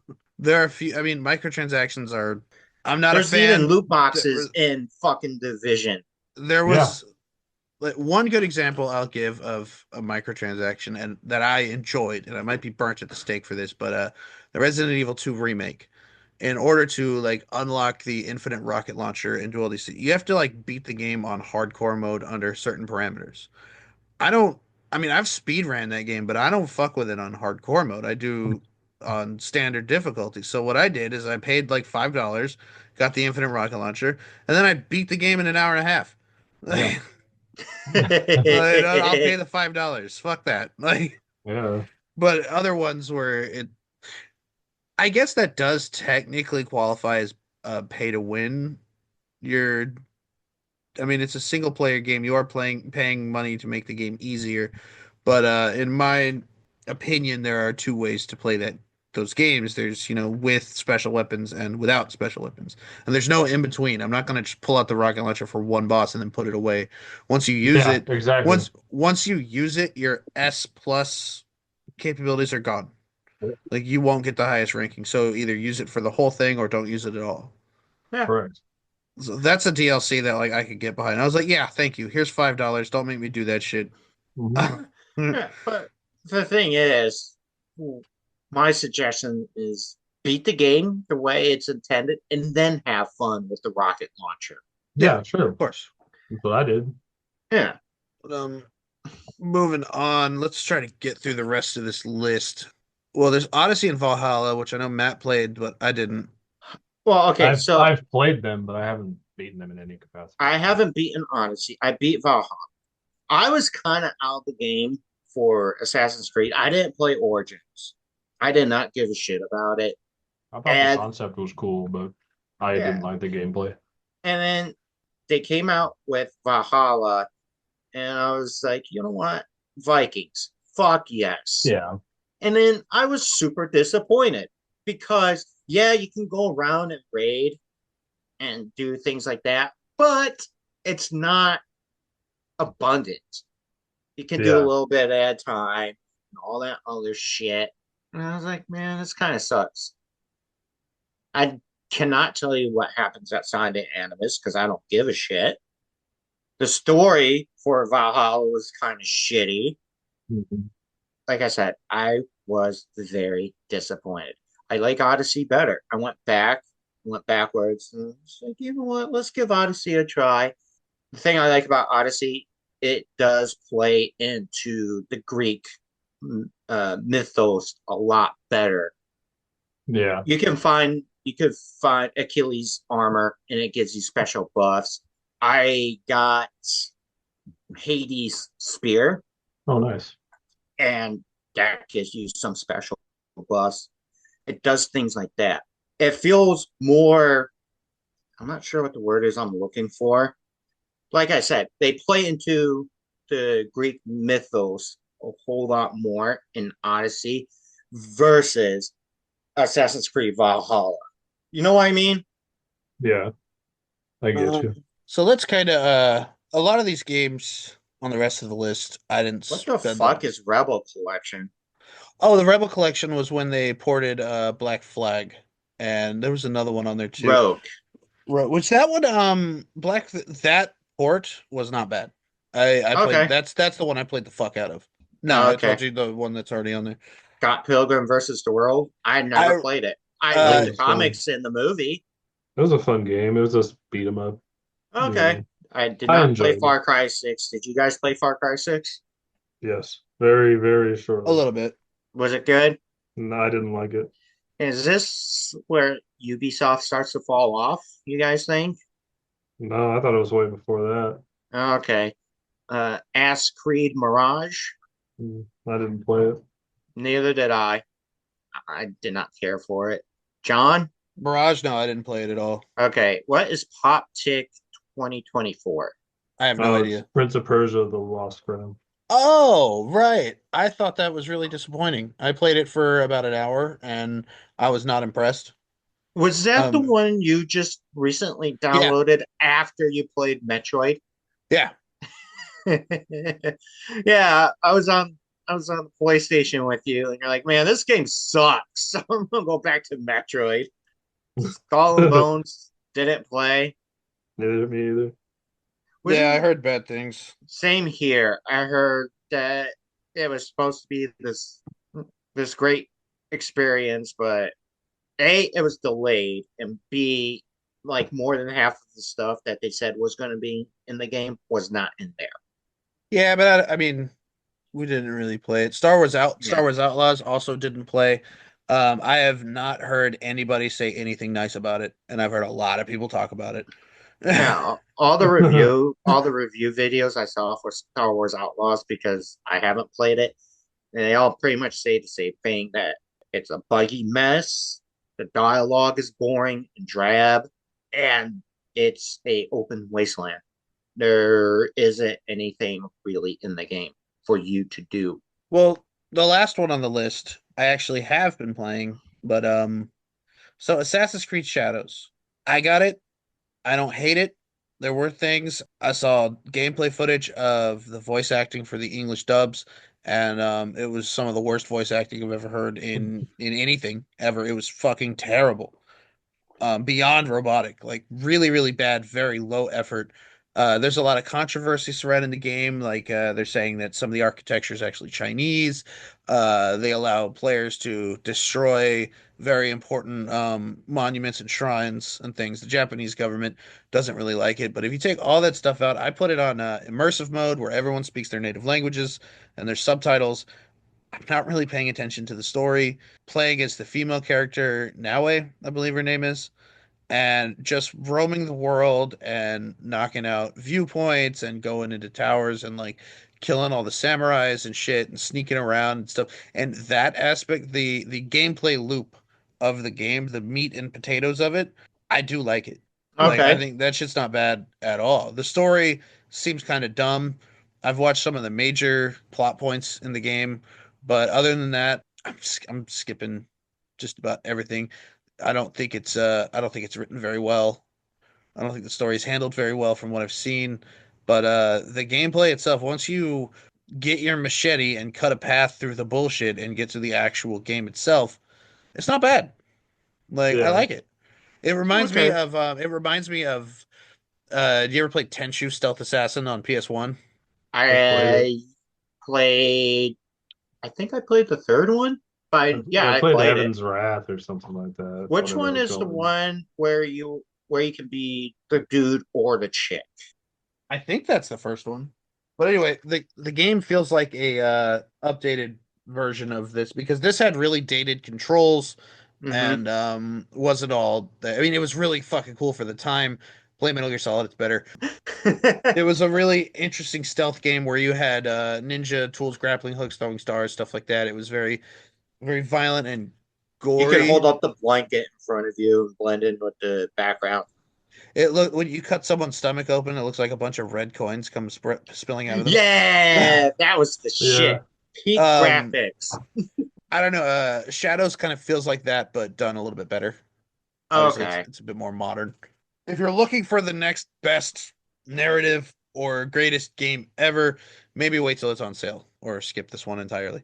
But if you I want honestly, If you want another Assassin's Creed to just waste time in and run around and collect viewpoints and sneak up and kill people, it's not bad. okay. So, I was a lack curious, of but innovation in game design. Yeah, I put that in the notes because I wanted to there are things that people are complaining about with Ubisoft and the way the company is going nowadays. People are claiming that they are anti-consumerist, which is odd. It's like how would you hate your own not like your own customers? It's fucking weird. But one major complaint is a lack of innovation in game design where like when we talked about Assassin's Creed 2, it was such a revolutionary fucking game and such a big step forward for video games as a whole. It was amazing. There wasn't really shit like it. Now there's a million, copy and paste Assassin's Creeds or fucking Horizon Zero Dawn or a bunch of games out there that do what that game did over and over and over again. Ever since they don't do things. I mean, in Far Cry 2 with the free roaming and the malaria, and Far Cry 3 with the wingsuit, how they're always pushing the boundary and moving forward at a certain point they seem like they just kind of stopped doing that. They stopped Yeah. doing what they were famous for. A lot of people have thrown a lot of complaints at Ubisoft. There was a quote where an executive from Ubisoft was saying that players need to get used to not owning their games, which has hmm. been thrown around on the internet about how they're pieces of shit and they're evil. I looked into it. That quote is taken out of context.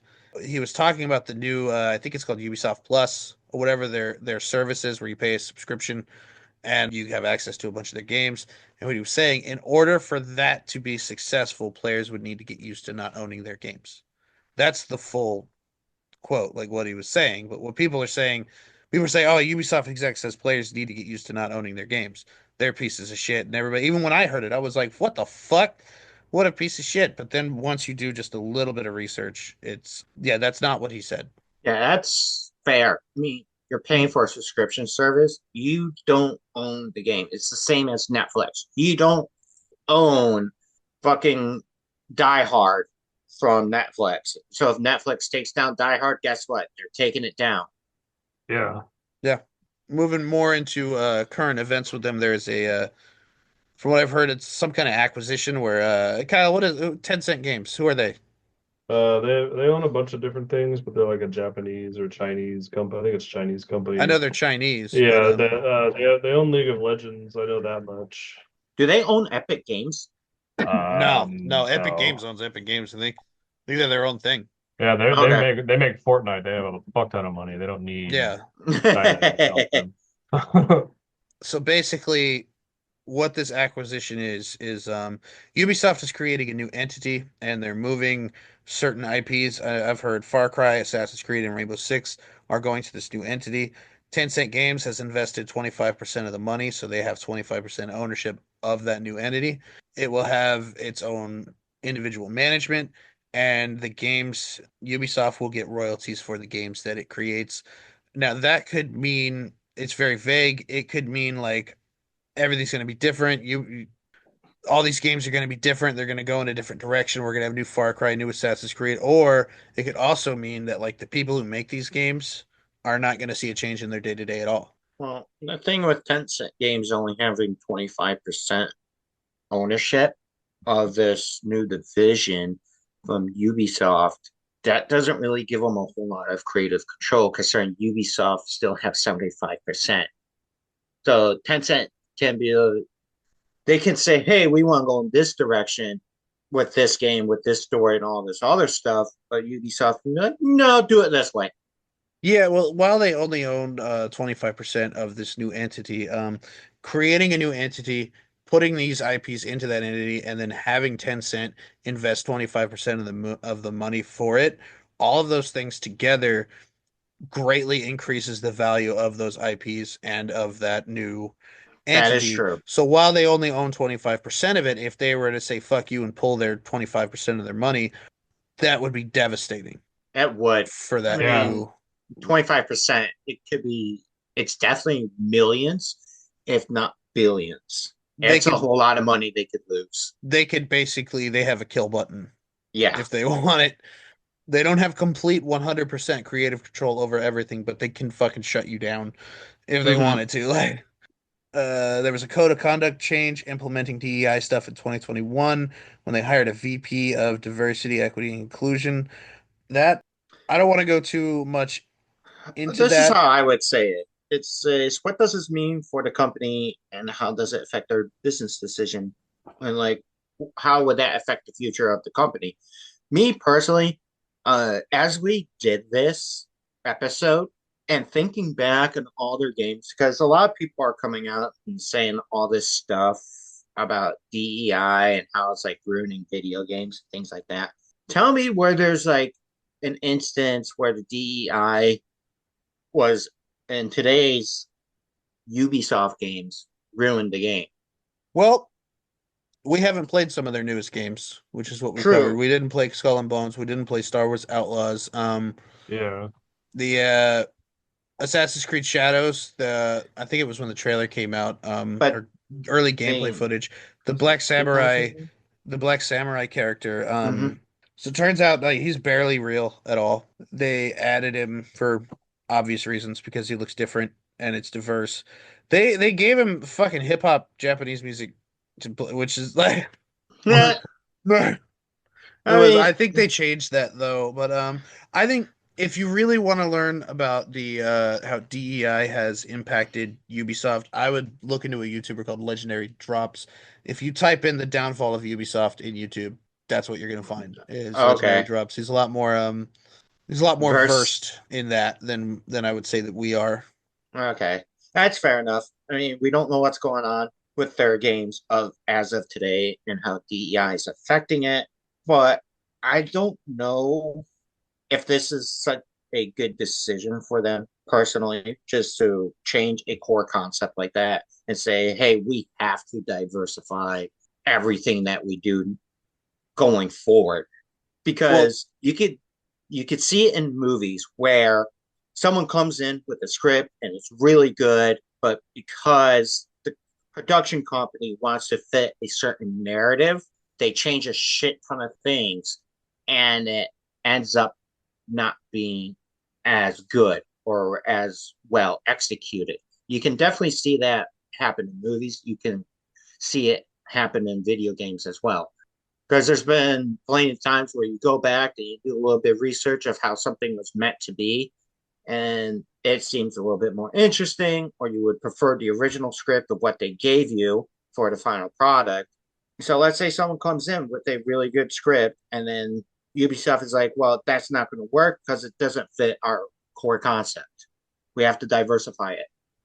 I think the main issue uh, they I honestly don't believe that they care about diversity. or inclusion or they do not actually care about DEI, and the reason I think that is because it's required. They made it a Mm. requirement in their code of conduct for their company. If it was something that they were truly passionate about, it would just already be something prevalent in their games. They're doing it because it's a popular mindset now. I agree with that. They I'm don't not saying, actually if Would agree. I think I heard someone on YouTube say this, but if Nazis took over America and were implementing Nazi stuff, Ubisoft would be one of those companies where like, boom, now we're Nazis. yeah. They wouldn't even fight it. Like, oh, Nazis are popular? Okay, we're Nazis now. This isn't something that they actually give a shit about. They are trying to jump on a trend that Just to Hmm. is make really big money. right now. Yeah, because Yeah. If that's what they do. They sell products. Yeah. like And if you I want, can't fault oh, them for that, but that doesn't mean I have to play their games.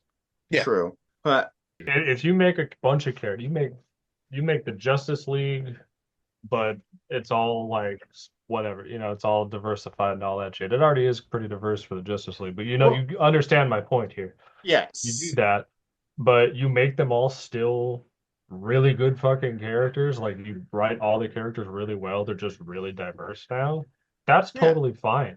But if you make them that just for the sake of being that, like it's not a good character. It's not a character I want to play as or play with in my game. So to wrap this up, do we like Ubisoft or not? Now, No, why? You don't? I don't. I don't. I used to like them, and it's because they were innovative. They had good ideas. They introduced me to a lot of cool franchises, but then either that franchise became shit, looking at you assassins, or they just got rid of it, like Splinter Cell. Splinter Cell's fucking amazing, and then they decide, oh, we're not going to do this anymore because we have all this other shit making us money. But it's in terms of what they used to do, it's subpar.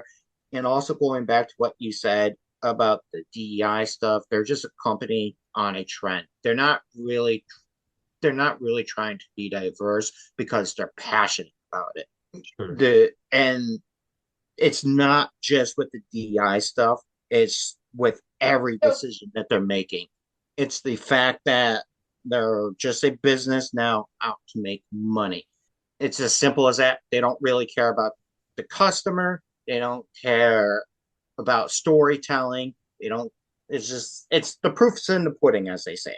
Hmm. And I oh, go ahead, Kyle. I really liked Ubisoft as a company. The Assassin's Creed, Far Cry's, Raymans. But for all of those, at least from what I've seen recently, maybe they're just not games I want to play anymore. Like I got Far Cry 6 for I don't remember when, but it was a while back. And it's got the chicken guy from Breaking Bad in it, and he's the main bad guy. And Yeah. I, with like Voss, it's like you have someone who's a good actor and is making the character their own, like he did in the show. So I guess I was kind of not assuming, but hoping that like he would still like bring that kind of thing to the game. Not that character, obviously, it's different, but bring that level of quality to the game. And I didn't play it for very long, so I can't really blame like him on for that. But like I didn't like the gameplay at all. Like I don't need a cool alligator as my companion. Like it's cool, sure, but I don't need it. Just let me play the fucking game. Like I don't want to sit here and grind to level this shit up. Like, in Far Cry 4, you got a fucking tiger, but you got a tiger. Like it was just that was it. You didn't have to do anything to make them better. It felt like that was just kind of shoehorned in, and I didn't want to play it anymore, so I got rid of it. But um, I feel like Ubisoft now is not a company I want to give my money to. Yeah, Well, I think that so Ubisoft's name being on something isn't enough to scare me away. I'm not Yeah, thinking, oh shit, it's gonna suck because their name's on it. I think they have definitely fallen from grace in the last decade, half a yeah, decade. yeah. It hasn't been well, I'd say half a decade maybe. but it hasn't been going very well, and they've been making just bad decision after bad decision. But just like Konami, if anybody if anybody can make a comeback, it's them. Yeah, They have the absolutely. IPs, they have the stuff. Make just make good games again. I really Stop don't want pandering. them to become LJN. Like the LJN of our generation. Like I just don't want that. I don't want them to just put out shovelware and shitty games all the fucking time just for the sake of making the game. Hey, LGN had like one or two good games, and that was Sure, it. sure. But Ubisoft now is like four good games. Yeah, Just but saying. a lot of their issues come from their narrow-minded thinking, and that's when Star Wars Outlaw came out, and the reviews were just awful for it. And I think it was the Yeah. president of the company. They said something along the lines of the customers are too spoiled nowadays with AAA games having a good story and mechanics. That's they're pretty much blaming us for expecting more. Yeah. All right. I do expect more. I do too. If I'm going to pay X amount of money for something and you are revered as a triple A company, I expect that. Yeah, If every exactly. other company's out there doing this, but you're obviously the problem. Yeah. Yeah. Everybody in the world expects Call of Duty, or I'll say Infinity Ward, Mm-hmm. to deliver a Call of Duty of the caliber that they did, which Infinity Ward doesn't exist anymore. But if they're like, hey, we're gonna make one last Call of Duty, get the team back together. It has to be as good as it used to be. Yes. And there's no excuse. I'm sorry. That's I know bare minimum. exactly. Mm-hmm. That's bare minimum. It has to be as good as Call of Duty 4, Modern Warfare 2. I've liked Modern Warfare 3, but I didn't play it as much as the first two. But like it has to be as good as those, and that's just the bare minimum with all the improvements that they've made to Call of Duty now. And I'm just using that as an example because I know they can. You have to implement all that. Well, not all of it. Just implement things from the newer shit and still have it be as good as what it used to be. Yeah. And that's a fine line. I know it's hard, but that's what people want from Infinity Ward. Yep. Like, so if you're gonna sit there and say that, oh, we're the customers are expecting too much from us, don't be a video game company anymore. Or anything. Yeah, It I'm goes for sorry. anything. Like, But yeah, don't blame your customer base for your fucking problems. yeah, like if I go buy a Toyota, I expect that engine to be reliable because Hmm. Toyota has branded themselves as a reliable car company. Exactly. And if one day they decide to stop making quality cars that are reliable, but Ford, Chevy, and everyone else are still making reliable cars, then what the fuck? Exactly. Well, I think that about wraps it up. Yep. Yeah, Thank you all for listening. Be excellent to each other. Matt's got gonorrhea. that is fake Again? news. Okay. Oh, Travis. Don't be lying about that shit. I am STD free. Yeah, but what about your STIs? What the fuck is Oh, an STI? Sexually transmitted infection? they Did changed you the name. did you not take sex ed? Matt's a little bit older than us. They're Oh the same yeah, thing. They changed the name at a certain point. yeah. Oh, okay, well, if they I changed the think they are name, different, but then that's for next episode. Yeah, next episode's all about STIs and STDs and how that's affected Capcom. Peace. Laters. all right, goodbye, people.